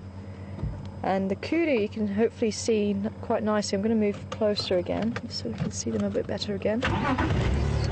Kudu are quite grey in colour, although I have seen some beige kudu depending on the area.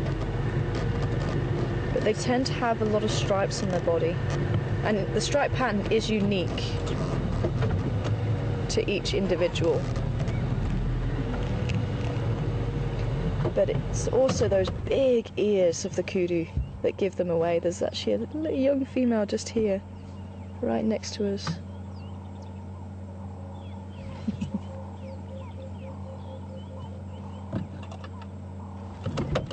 Just move forward a little bit.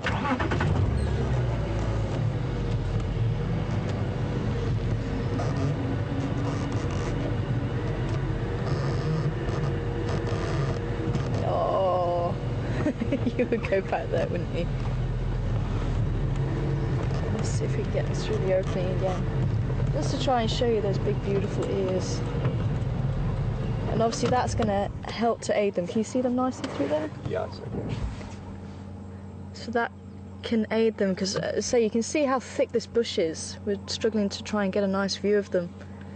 But those big satellite dishes of ears can actually help to pick up all the sounds around them and help to tell them if there is any problems up ahead.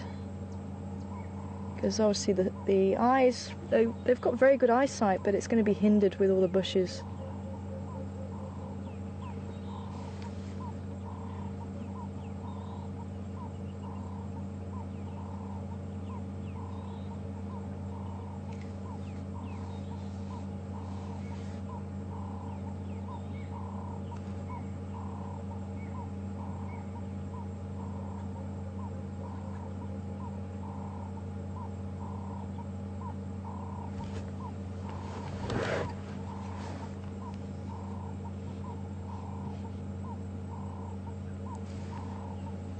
Are you still seeing them? Yeah.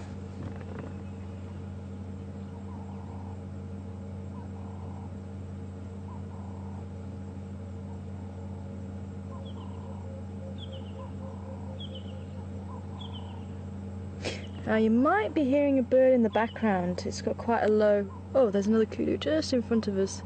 That's obviously what the other female was hearing. I think she's just darted across the road now.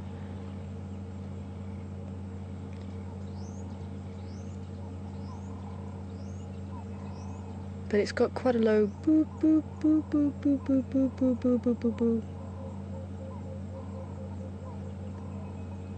Now that can be mixed up with another bird that tends to suggest there's rain on its way.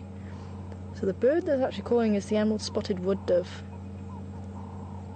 And the bird you could get it mixed up with is the Birchall's cuckoo, which kind of, it's not the world's greatest impression, but it kind of goes whoop, whoop, whoop, whoop, whoop, whoop, whoop. But if you hear it, you might recognise it because of it.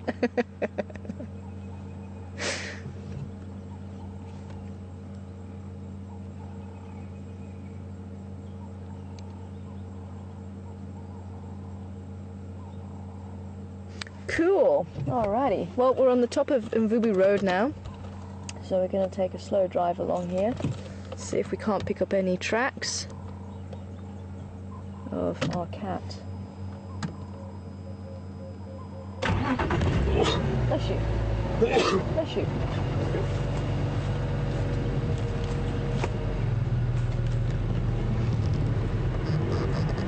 Stay safe, ladies. Anybody sitting on top of that? Oh.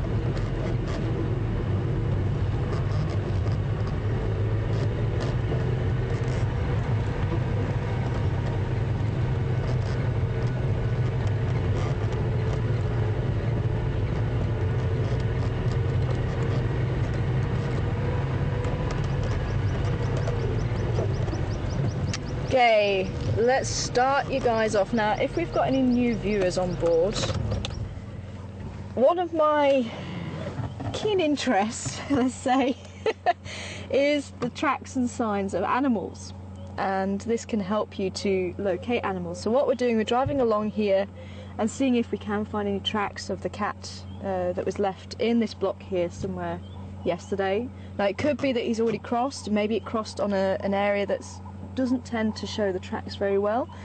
It's a little bit hard in places, so doesn't tend to leave very good tracks, but where we were before we had a lot of sand and there was nice tracks that you can see there. But the other signs that we look for are things like the branches being broken or strips of bark being taken off, which can also indicate other animals have been around. Maybe rubbings on the trees tends to suggest that animals have used them as scratching posts. But the other thing is the dung. And this is one of my favourite games, and some of you have been asking about doing a Who Dung It quiz, so we're hoping to do a few Who Dung It quizzes over the next couple of weeks. So this one's a fairly easy one, so if you can zoom in on that, I'm actually going to bring a little bit back to the vehicle, so bear with me, but you can have a look at it for now. And we'll see if anyone can give the right answer. So if you want to send in your answers, hashtag Safari Live or questions@WildEarthTV, and let's see who comes back with the right answer. But I'm going to take you through a few ways to help you identify what animal this could be. And as I say, there's also a reason why I've stopped here, just to listen out for any alarm calls, because obviously with the engine going it's very difficult. That's another sign of the bush. Let's see if we can work out where these animals are. So we try and put all these little clues together and work out where the predators might be, because obviously they like to stay in hiding as much as possible.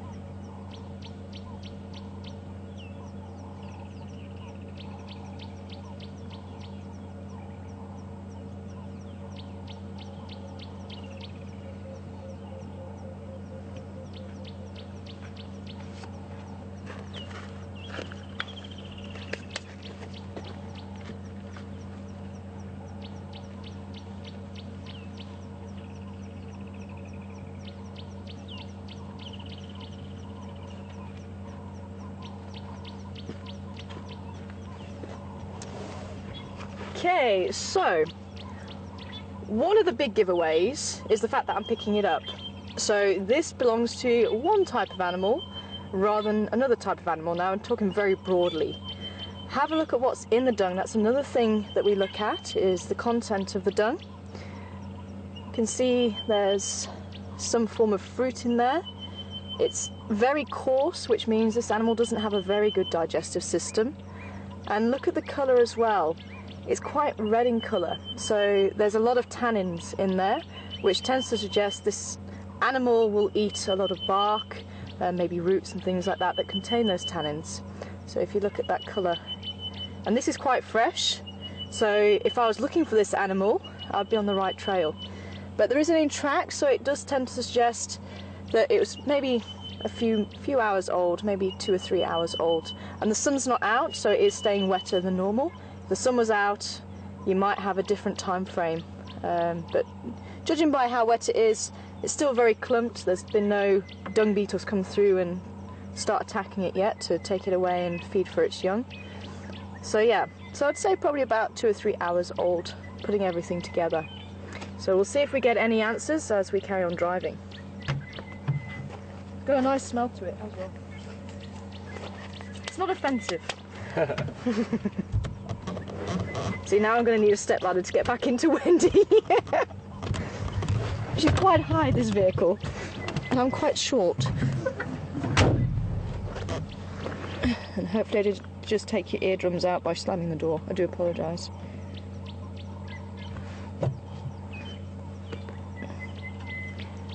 Just put my ear back in. I can hear everything. So hopefully there's a few potential guides out there who, or learning to be a guide as you're driving around on safari with us, you might be able to ID the dung. Who dung it? Quite an easy one to start with. You might have another one a bit later on.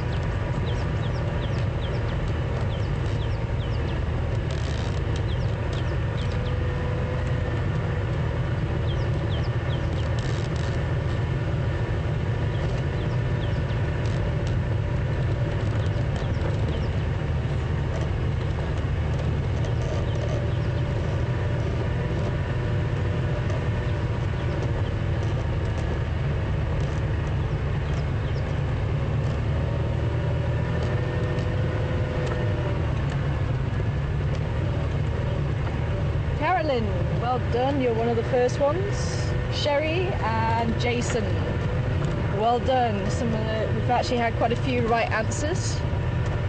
So well done to you for getting in there first. It was elephant dung. Very easy. Lots of giveaway clues. So well done to you guys. Your first Who Dung It of the week.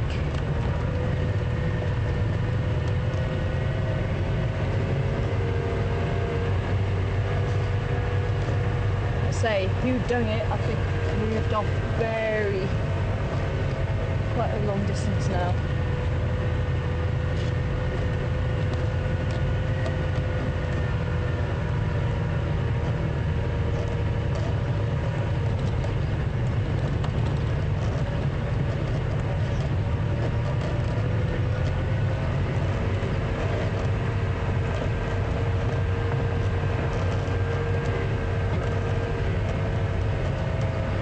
So I was saying about what dung I would pick up and what I wouldn't.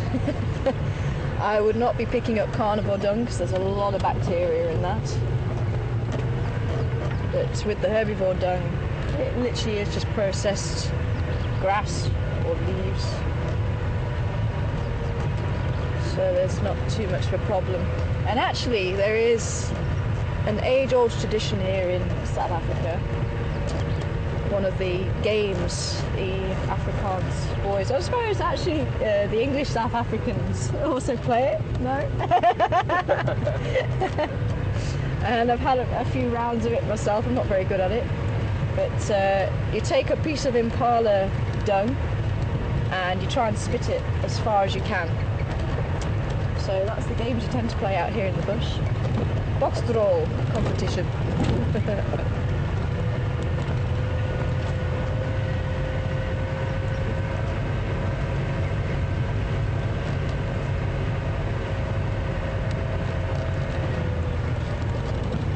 Still haven't got the knack of getting it too far.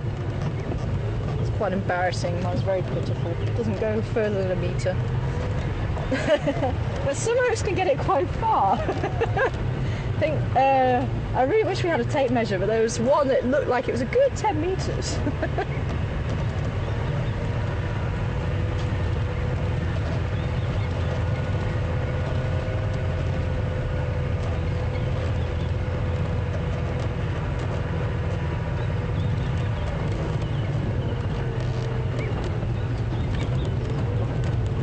Maybe it was Pinder for the mongoose. Could have been Pinder, which is down on the east side.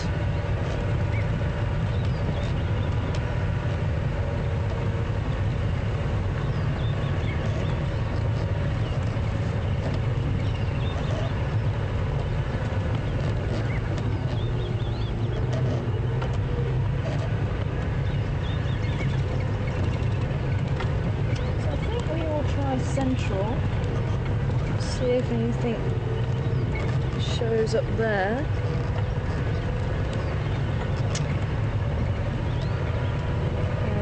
if there isn't anything, then I'll give you another run it.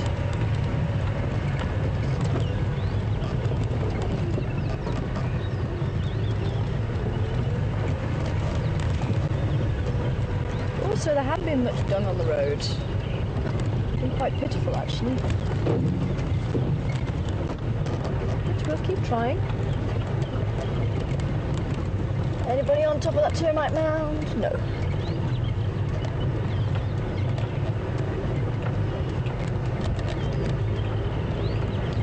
Keep seeing the hibiscus flowers occasionally, the yellow flowers.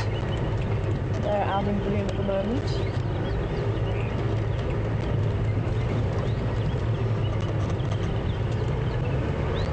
Let's see if I can show you one. Of course, now that I mentioned it, there isn't going to be any. It's always the way.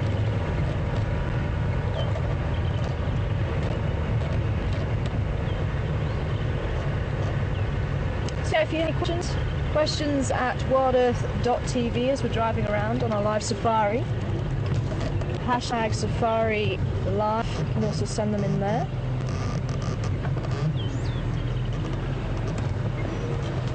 So we're currently starting from scratch, looking for any signs or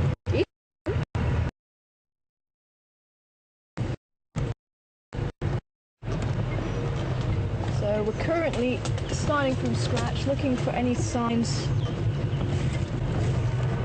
of tracks or even dung. Suggests there might be a carnivore in the area.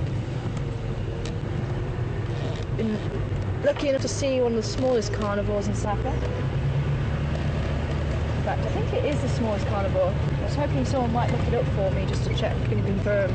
Maybe someone could do that today.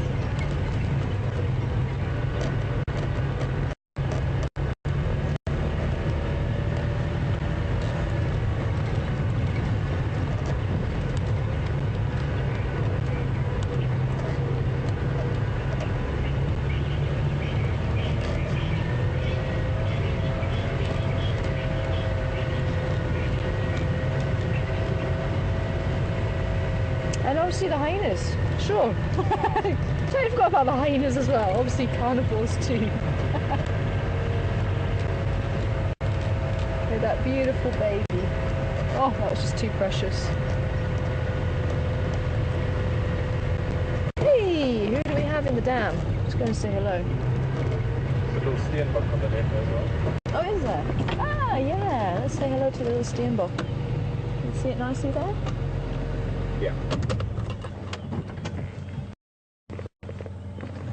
Antelope we don't get to see very often.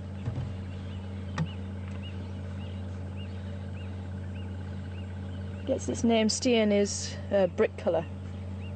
You see that beautiful red.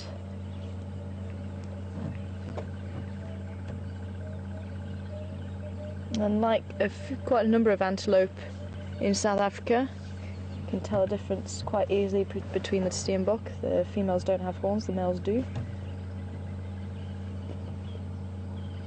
And incidentally, some people call the antelope deer here. We actually don't have any deer that is native to South Africa. We do have some imported deer. I think we have red deer and I think possibly muntjac, but they're actually not supposed to be here.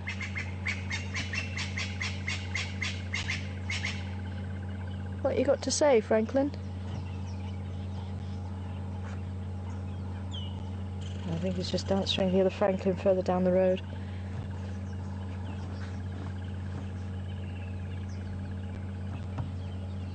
So yeah, so really we just have antelope here in South Africa, and some of the differences between the antelope and the deer is the horns. If you notice on all the antelope you've seen today, we haven't seen so many that have got horns, but the horns don't branch off, whereas if you can picture a deer in your mind, you tend to have those beautiful antlers, and we call them antlers rather than horns. They have the beautiful antlers, and they tend to have little finger-like projections off of them. Even with the muntjac deer, it's got two little prongs, if you like. Whereas with the antelope, it's just the one, and it might spiral, it might be straight, just like the steenbok here, it might be long, it might be curved back, but it's always just the one. one projection.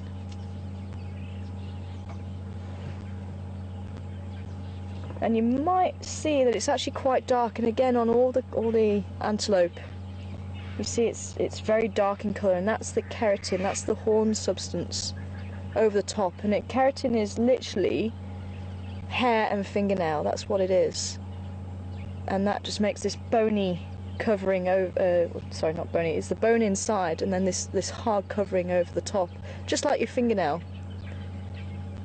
Whereas with the antlers, they tend to grow the bone and then skin with velvet over it to protect it while it's growing.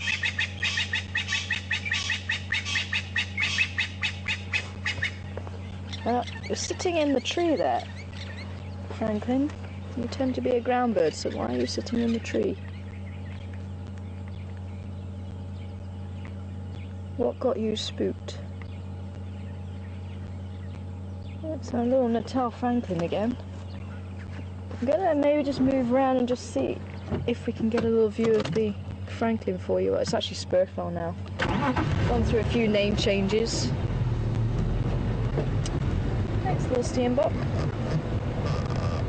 It's just sitting in the trunk of the tree. I'll move around a little bit more.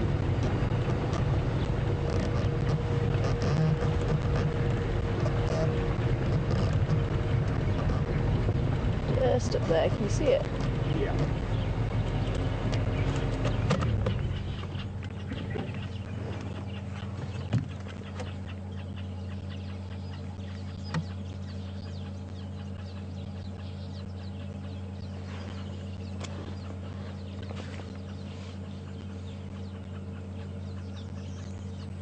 So what are you doing up there? What have you seen down here? Now these tend to be ground birds, they tend to spend most of the time down on the ground. And the fact they're sitting up there means somebody has been about, but they want to keep out of sight.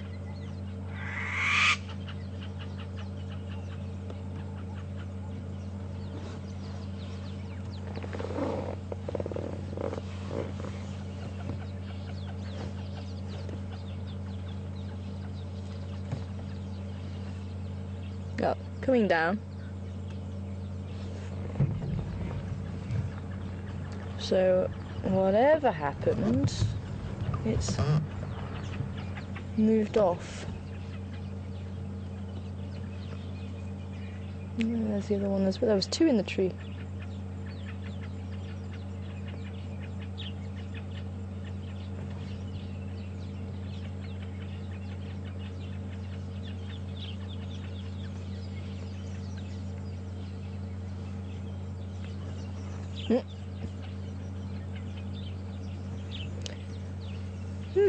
Okay, well, I'll just see if there's any tracks on this junction to give us an indication of what or who might have come through here.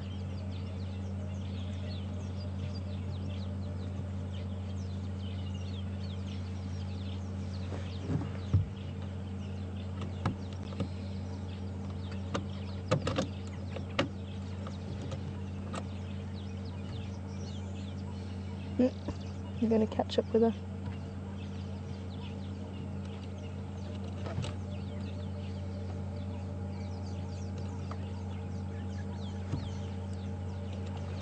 Quite nice listening to the little ground birds. They have these little contact calls as they move through the grass.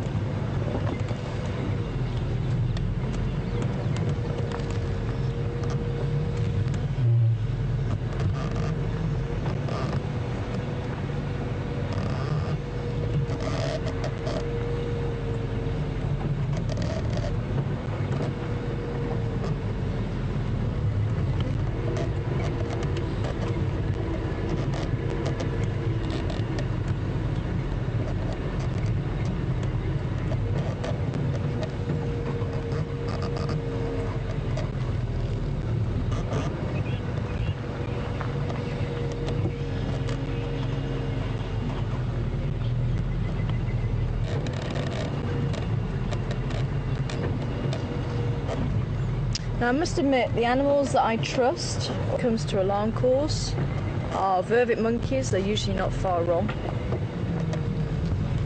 Can you just see if there's a actual side there? Anything there? No?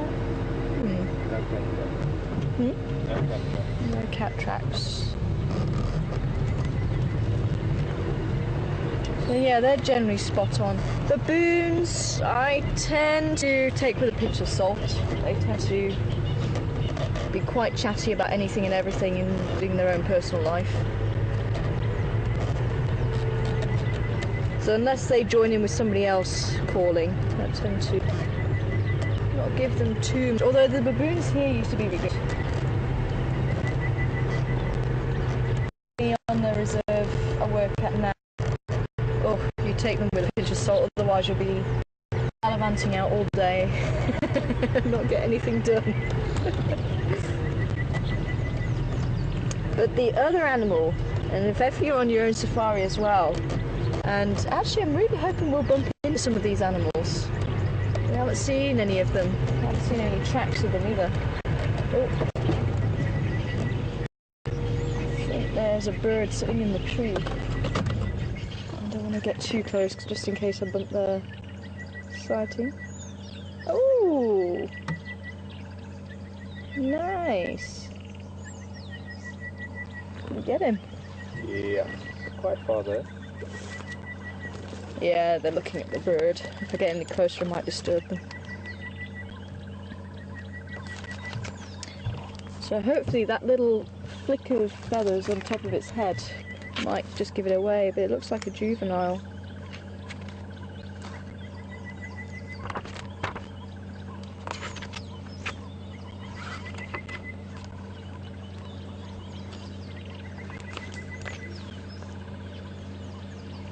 Oh, off the road here. Morning. Oh, you good to go around? Yeah, I didn't want to get too close and disturb your bird. Good morning. I've just come down in Vubu. There's some squirrel sitting in this tree here. They've just come down now. I didn't notice anything that side, but yeah, I think there's a lot of vehicle traffic up there already. But I haven't checked along Buffalo's Hook cut line yet. Yeah, I just came down very quick. There's some tracks from last night. It seemed like you came out and headed north. Oh, okay. Oh, that's a shame.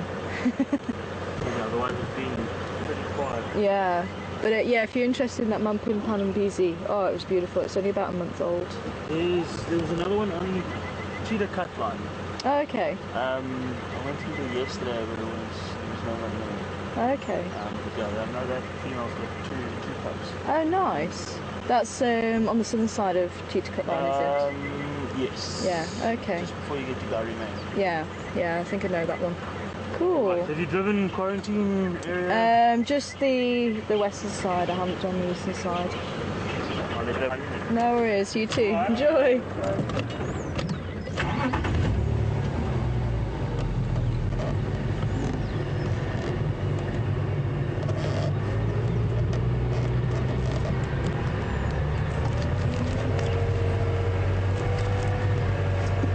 That was one of the guides from the other lodge. He's already done Gary Cut Line for us. There's the Merrigan tracks going north.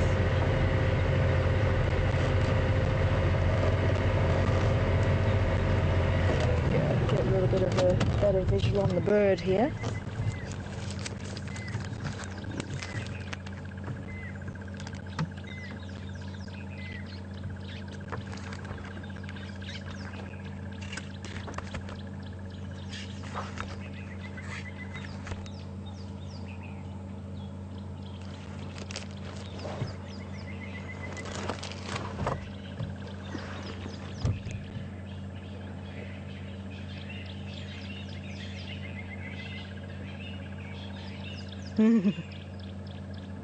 Looking very unimpressed.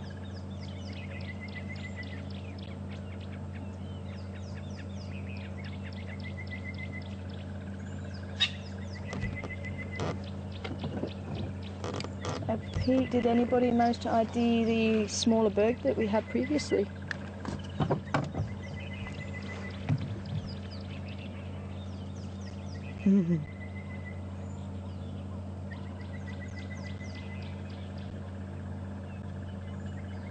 Actually, I think it's just where it's had a little bit of a raindrop on its head. So it's not who I thought it was. Is it not a juvenile warbird? I thought that, but I think it is. Just that little bit of the rain has just dropped on his head. Yeah. Flicked it up because that's who I thought it was. I suppose it could be, because that's, I'm just looking at the pale form and this would be the normal form. Shame we can't see the legs. But that's who I thought this was. This is warburgs, juvenile warburgs.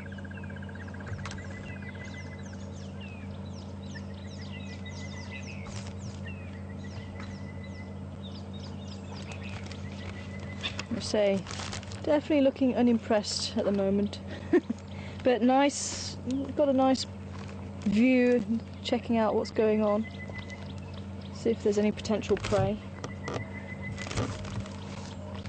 And with a lot of the eagles, it does take them a long time to molt through their juvenile feathers into the adult feathers.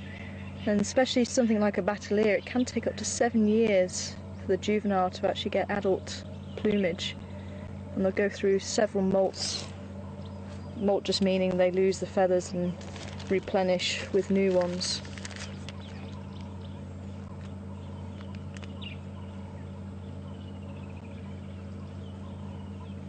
So he could, maybe it's also in that transitional stage, so he's looking a little bit, got a bit of a pale front and a spotted back. Very cool. So usually that little flick on top of the head is the Warburg signature. A little crest. Oh, maybe it isn't, it just looks like it is that damp patch. Yeah, hopefully it won't fly away. It didn't fly away with the other vehicle driving underneath it, so hopefully we won't disturb it.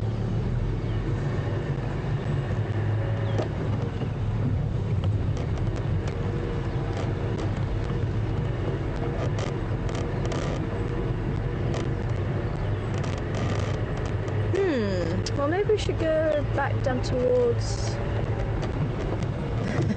I don't know if you're going to be able to get it. It's looking right down at us. Oh, it's not possible. Oh, that's a shame. Just see it at the top. Just move back a little bit, maybe that'll help. He's like, what are you doing?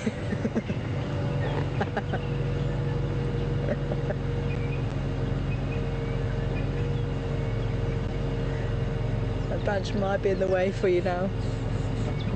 Yeah. Just don't open your mouth as we go underneath it.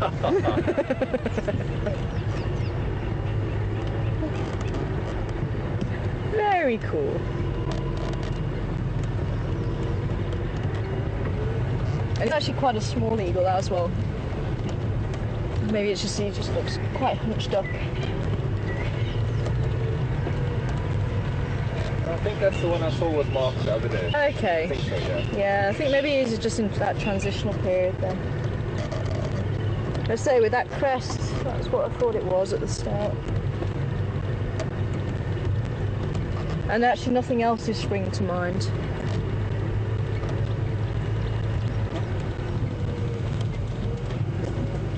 I think we are. Unless anybody can come back with a different ID, I think it is the Warburgs. And they say if you saw it with Mark as well. Yeah, it was even in that same area, the same tree. Yeah. Sold. The big brown jobs are just as difficult as the little brown jobs. Oh, we got some more dwarfies.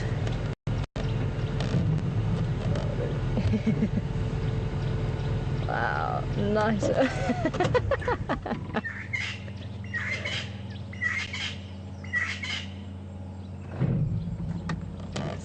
all down. Can you still see them nicely? Yeah.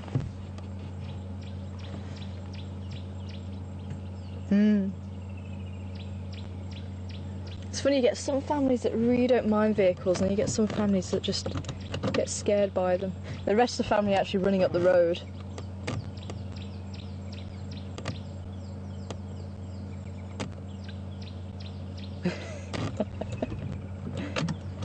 Brilliant. Oh! I don't know if you got them. They were sitting on the rock and they fell off. Really busy fighting to look at where they put feet. Oh, brilliant.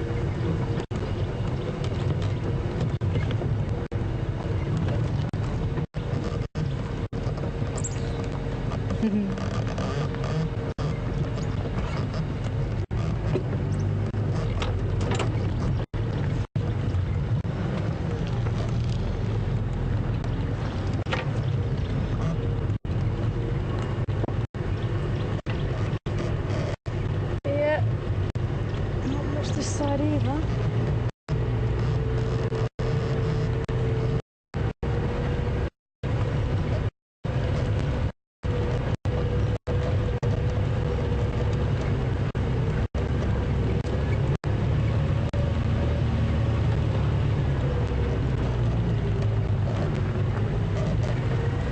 Alrighty, so I shall give you your next whodunit while we're still looking for tracks.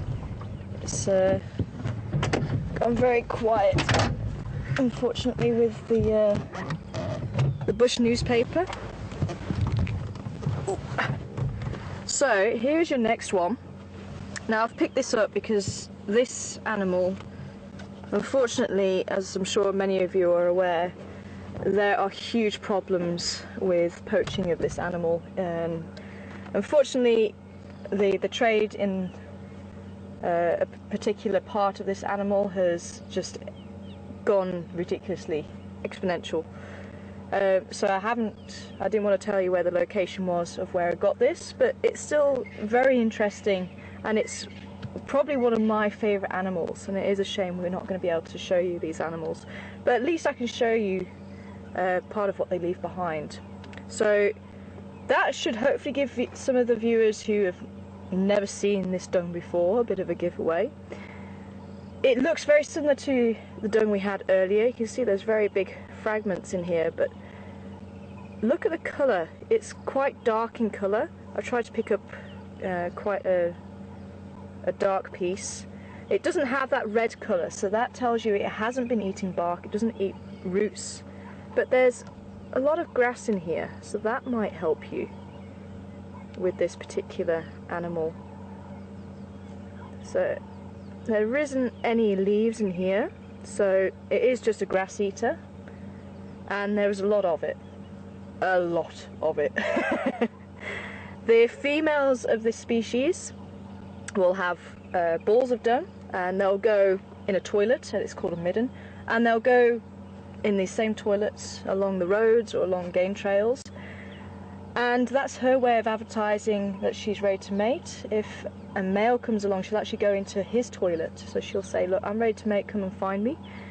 But otherwise she'll go in middens, and the male will also use these middens, but he'll use them for territorial purposes.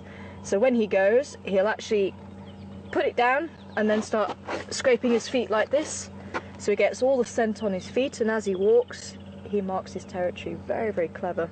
And as I say, if he finds that there's been a female there, he sniffs it around, gets her scent, and he literally is like a tracker dog. It is amazing to watch these animals try and track these females. And he literally puts his nose to the ground and goes, and if she's walked around a tree, he will follow that trail around a tree. And then he gets very upset when he can't find where she's gone. Very, very entertaining. But that is your second whodunit for this morning. So see if we do come back with any right answers, and at least we can hopefully give this animal a mention. I can hear oxpeckers above our heads, which also will land on these animals and take away any parasites. Cool, so let's keep on with our quest.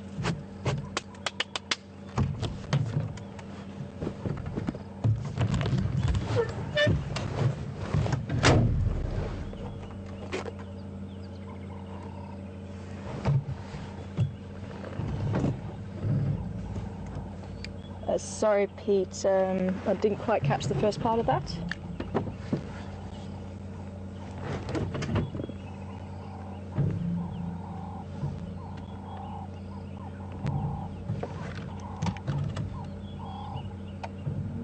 Danny, Vicky, and Diane were some of the first ones, but I think most people got the correct answer. Well done. It was a rhino. Quite a few nice giveaway clues there, just for any viewers who have not been on board before. Give them a little bit of a sporting chance as well. But yes, it's the trade in the rhino horn that has just grown exponentially. So because of that, we won't show you where middens are, although middens are all over. They almost litter the place. But just in case, let's just try and keep the rhino safe. We won't show you where they are, and we won't show you if there's any around. But they are one of my favourite animals. And the sad thing is, people think rhinos are boring creatures because all they do is eat, sleep, and that's pretty much it. But there's actually so much more to their behaviour. And I was lucky enough to look after 2 in captivity. And I was actually just saying this to Andrew yesterday as well, that we had such a wonderful bond, and was it you or was it Brian? Could have been Brian in the morning.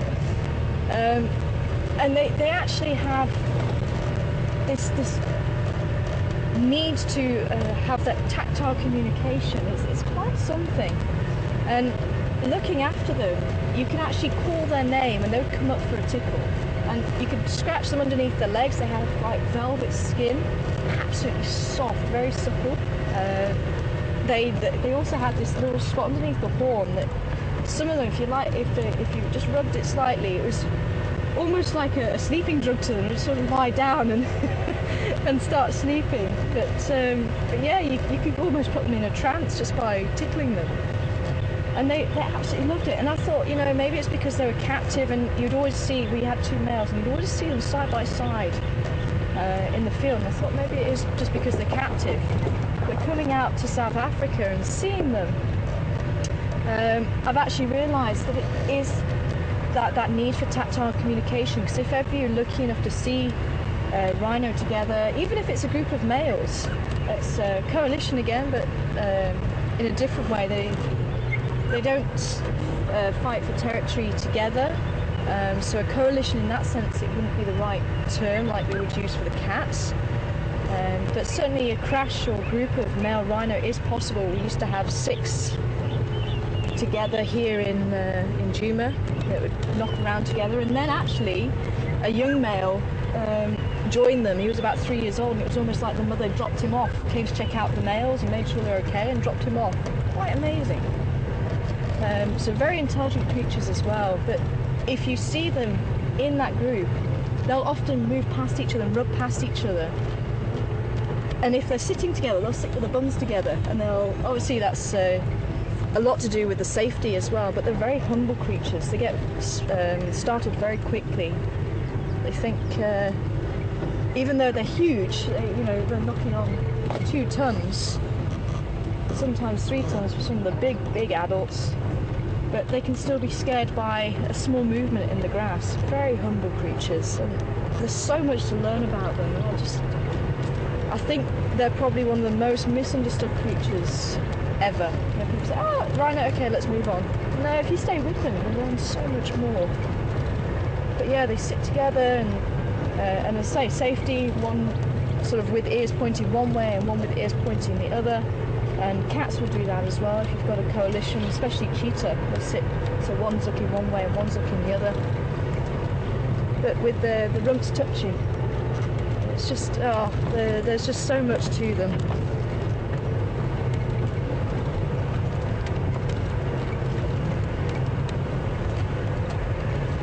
I say intelligent because the one male worked out how to open his gate with his horn.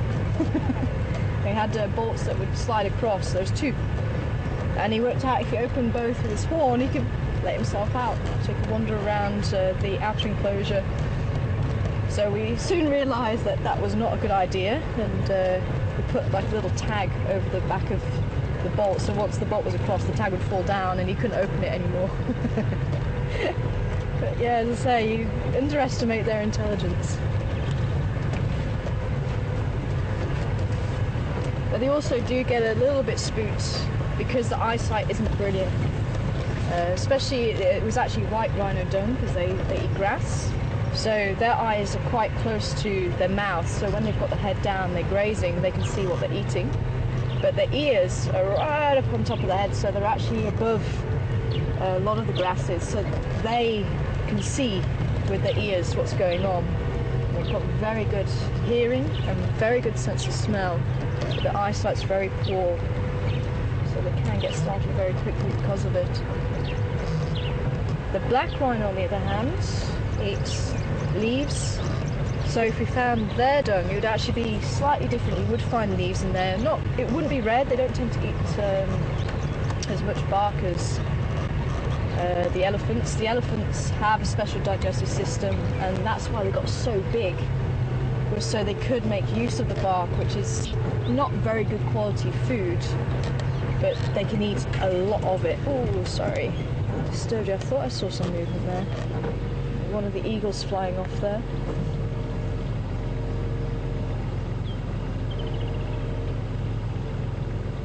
There it goes.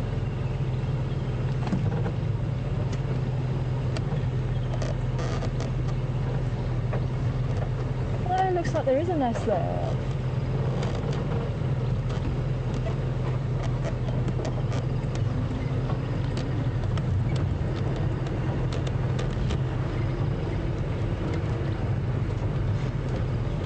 Sorry, who was that from?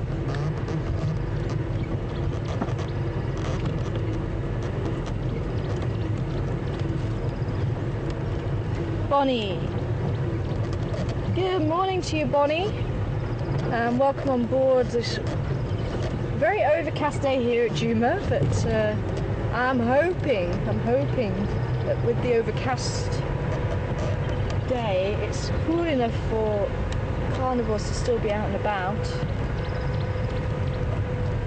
Bonnie would like to know if the elephant dung, the baby elephant dung, is different to the adults. The adults' dung, does it look different because they'll be nursing? And I've never seen any runny dung from baby elephants. It just tends to be a lot smaller because they will start trying vegetation from a few months old. But it can take them 2-3 years to actually be fully weaned. It takes quite a long time for them to be fully weaned. But they will be trying vegetation, leaves and fruits and anything that mother tries, and that's where it learns how to find its food. It's quite a long learning process. Because there is so much to learn: what foods to eat, what not to eat, where to find fresh water, and especially when it's winter. They'll go to certain areas where the water just runs underground, and the females will actually start digging for the water, and we're actually heading towards the drainage line now, where we've often seen elephants in the winter time doing that. And this water is nice and clean because it's obviously been filtered by the sand as well. So they learn all of this, and even medicines. You know, they'll actually eat the bark apparently to try and settle stomachs and things like that. So they'll know where to find these medicines if they're not feeling too well. Even salts. I'm sure a lot of you are aware of the footage that David Attenborough and his team got with elephants going inside a cave. And elephants must have been visiting this cave for many years, and it had obviously been excavated from the amount of times the elephants had been taking the salt to supplement their diet. So these mineral-rich areas are also extremely important to know about. So it does take quite a long time for a baby elephant to grow up, and males, as I say, tend to leave when they're about 16, 18 years old, but the females will often stay a lot longer and have young, and if the herd gets big, it might just separate off and then come and meet up again.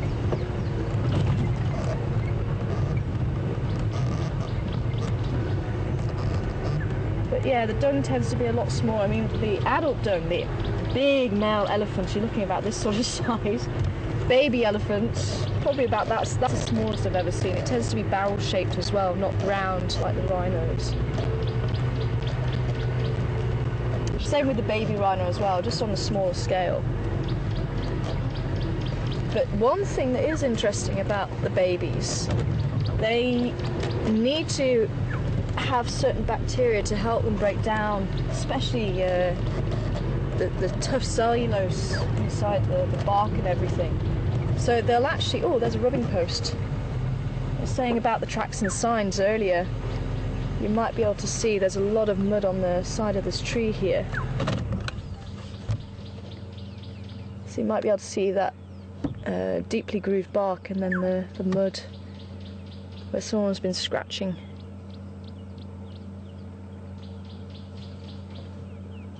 Even warthogs will do this, but rhinos, elephants. I haven't really seen buffalo, but I'm sure they do. And quite often the animals will roll in the mud, protects the skin from the sun, but also when it dries, it'll stick to the parasites, and as they scratch the mud off, the parasites will come out with it. Quite clever.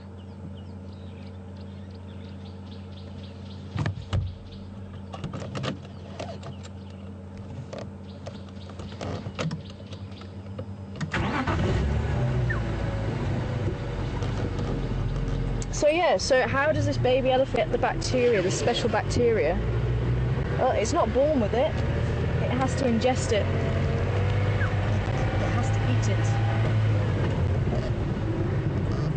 And what it does, it eats mum's dung. Nice and tasty. Same with the zebra as well. Zebra have the same problem, so baby eats mother's dung to get the bacteria into it. Technical name for it, coprophagy, dung eating.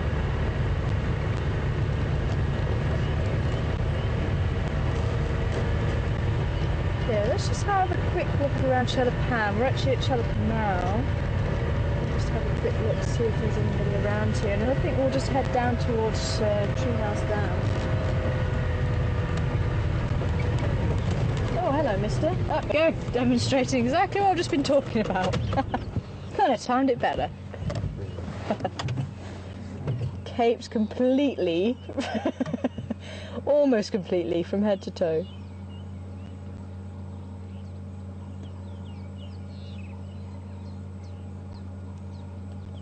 In that wonderful grey mud.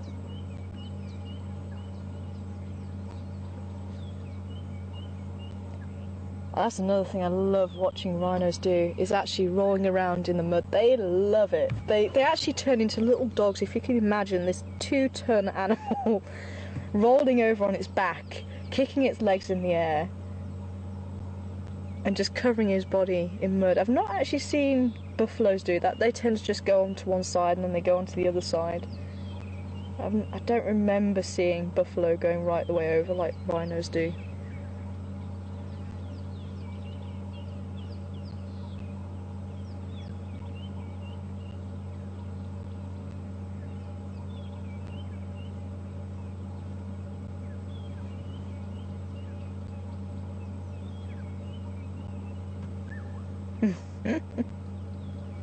Now, of course, this is where the buffaloes, the old buffaloes, get the name from. Dugger boys, the dugger meaning the mud. They'll spend a lot of time in there, just chilling out.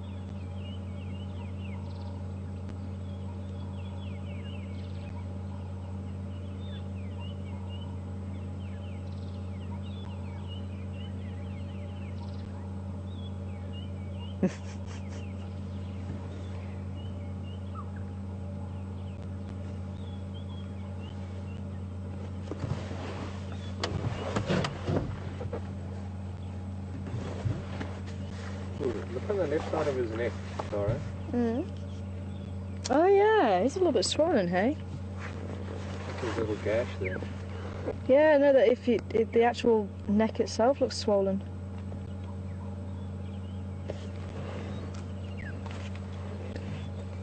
I wonder, you know, if these boys could actually talk and tell us the stories, My word, I wonder what will happen to him.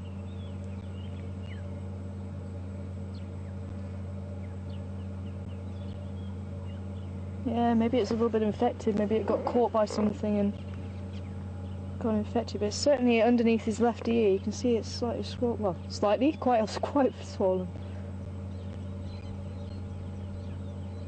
If you saw a gash, that's probably why. Possibly from a lion attack. Especially when they're trying to bring down buffalo, you might have one jumping on the rear end, trying to slow it down, one around the neck. So that would be the perfect area for a lion attack. That is a possibility.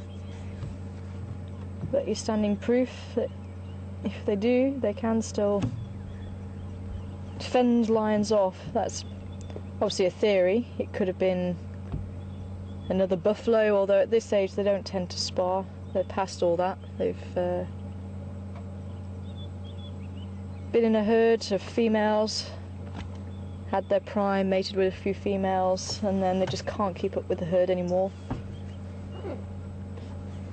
And they can't really eat the tough grass, so they go for the softer vegetation next to water holes or rivers or drainage lines and just enjoy their retirement sitting in the wallows, sitting in the mud wallows, should I say.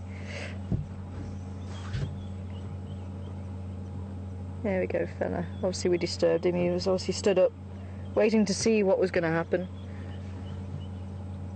and realised that we're not a threat.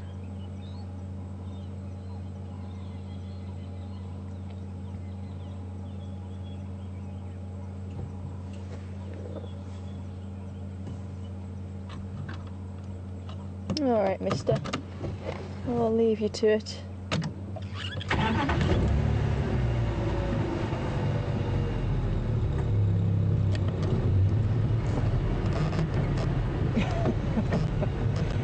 Sure, there is a lot of mud in there, hey?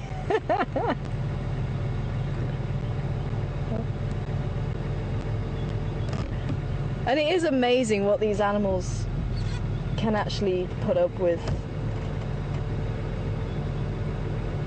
And hopefully that mud might keep that wound clean. Maybe stop any further infection. But if it does slow him down, he might be attacked by lions again.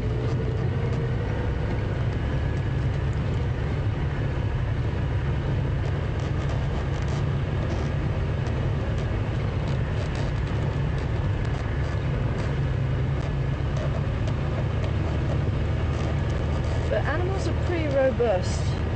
It is amazing what they can cope with. Okay, what do we got here? Probably the old Duggar Boys tracks heading that way.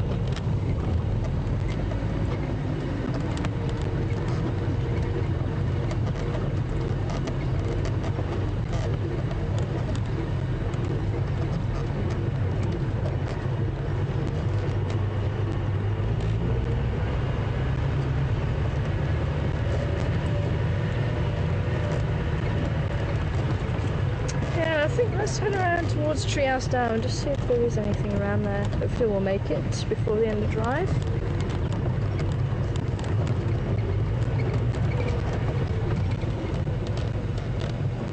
See, this is quite a nice sandy area, so I'm actually just reading the newspaper. Let's see if we can't get any more information.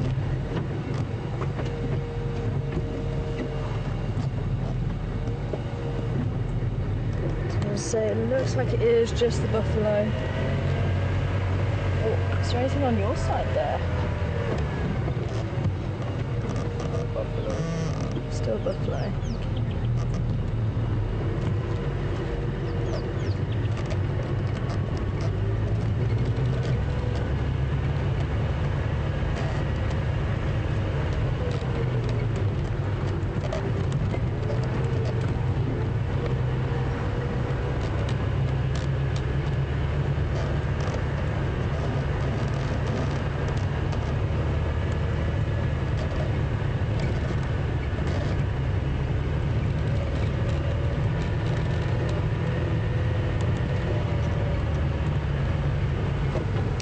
Have you ever tried this tea? No. Russet bush willow. This was probably about 9 years ago I tried this tea. But this is part of the combretum family. The combretums, or bush willows, have 4 wings to their seeds.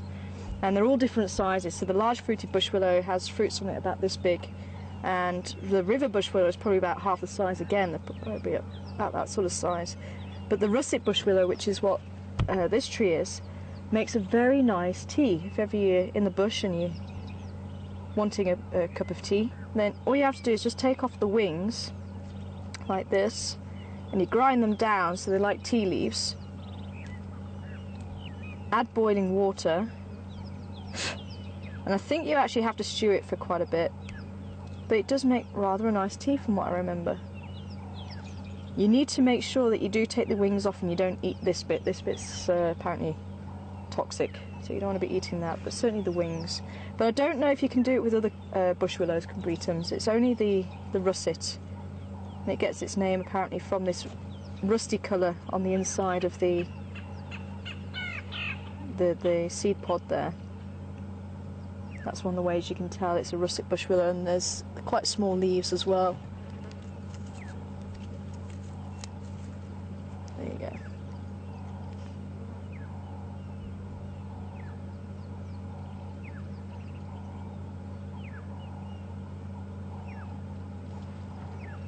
But it's just nice, it just caught my eye with all the seed pods in the tree, with that nice rusty colour.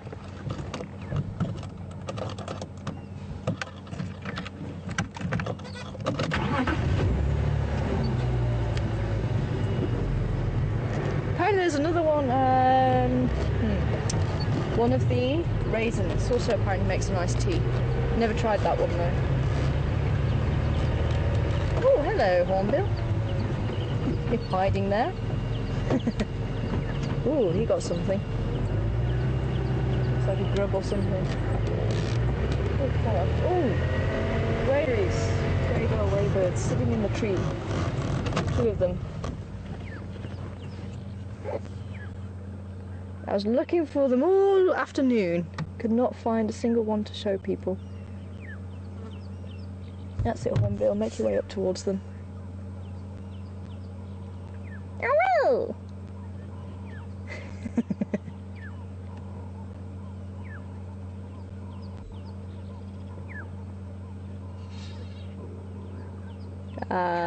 Okay. I've seen the hornbill did have a grub and it's just fed its chick. I don't know if you've got them both in the same shot. The hornbills are just to the left of the grey lories, or grey go-away bird as they're now called, after its call. It does say go away. Oh, oh.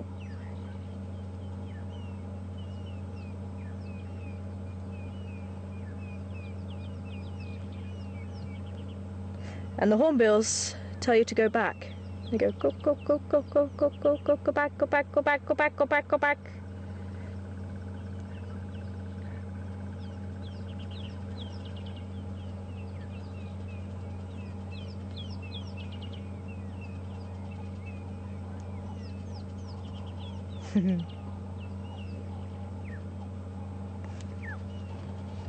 Cool. Let's see if we can make it down to Treehouse Down. I think I might be probably cutting it a bit fine. Let's see.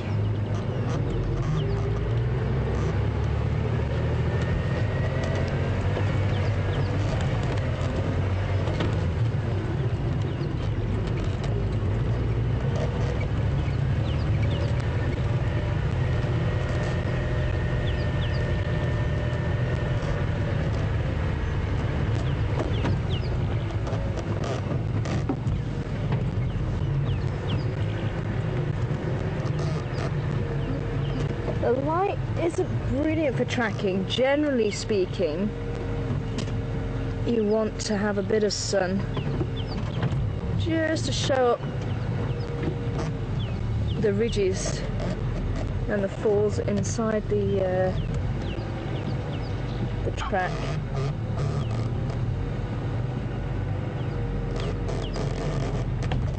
looking at some of the spoor here. Difficult to make out without that, without the sun past the shadows. It looked like possibly a honey badger track. I know we were talking about honey badgers yesterday. But again, not clear enough to show you.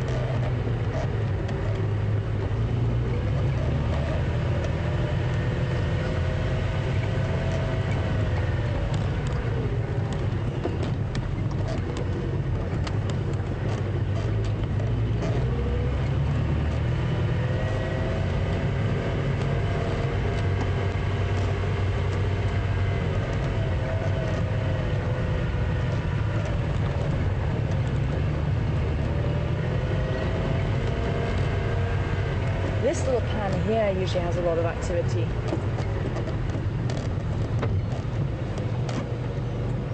Tends to be from the pachyderms, the thick-skinned animals. I don't remember seeing much in the way of the cats.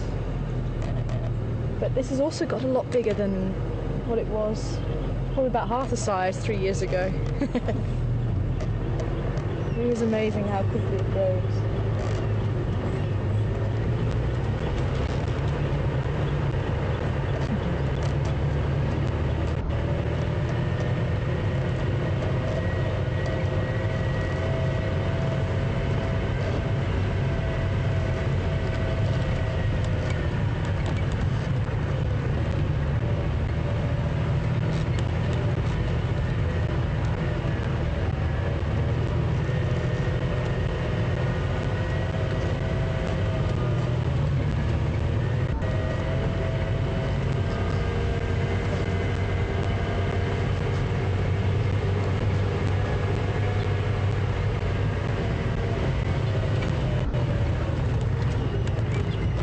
This is where we had the vultures yesterday, but no vultures today.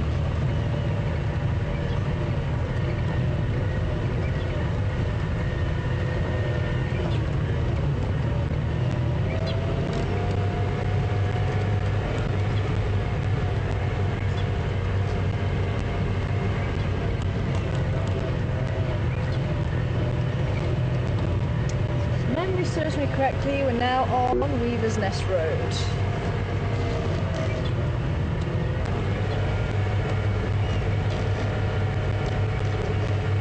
A little baker or something. Just hopped across. Ah, I think. sounds about right then. Could be a Dacre. Is this here? Yeah, there he is. Nice spot, well done. Ah! And that's exactly what Dacre means, to dive. And they do, they dive through the bush. Very difficult to keep up with it. Still see him? No, he's a goner. Oh. Well, hopefully you got to see the grey body, different to the Steenbok we saw earlier. The grey Dacre, or common Dacre, two names. Interestingly enough, they eat fungus as well as leaves and stuff, and also caterpillars. Whatever reason, I don't know why, but caterpillars is part of their diet. Very odd.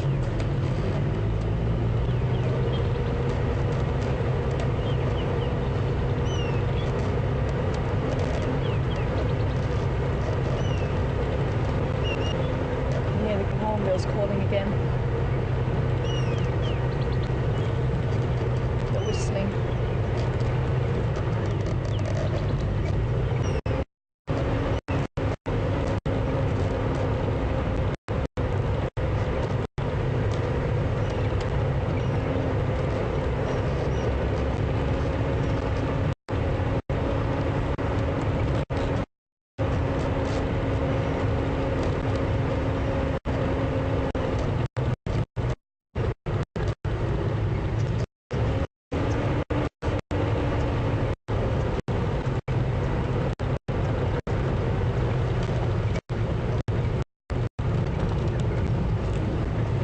We might just make it. And of course this is probably one of the most memorable areas for a lot of us, is where we had cubs, a 3-year-old son, and the father of the cubs, both the 3-year-old and the 1-year-old. This is where it happened. And Garuda was sat in the tree just behind us. And on video down, the cubs were just there interacting. Absolutely amazing.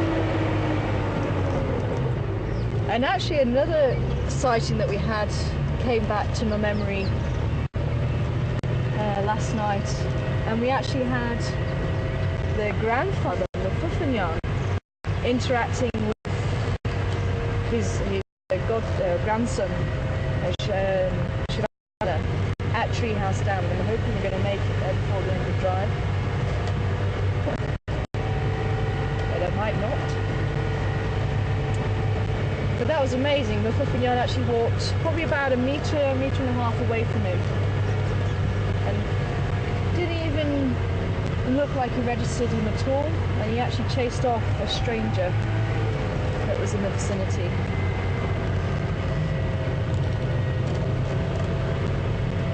But I think I'm going to have to say goodbye, folks. Still a little bit out from the dam.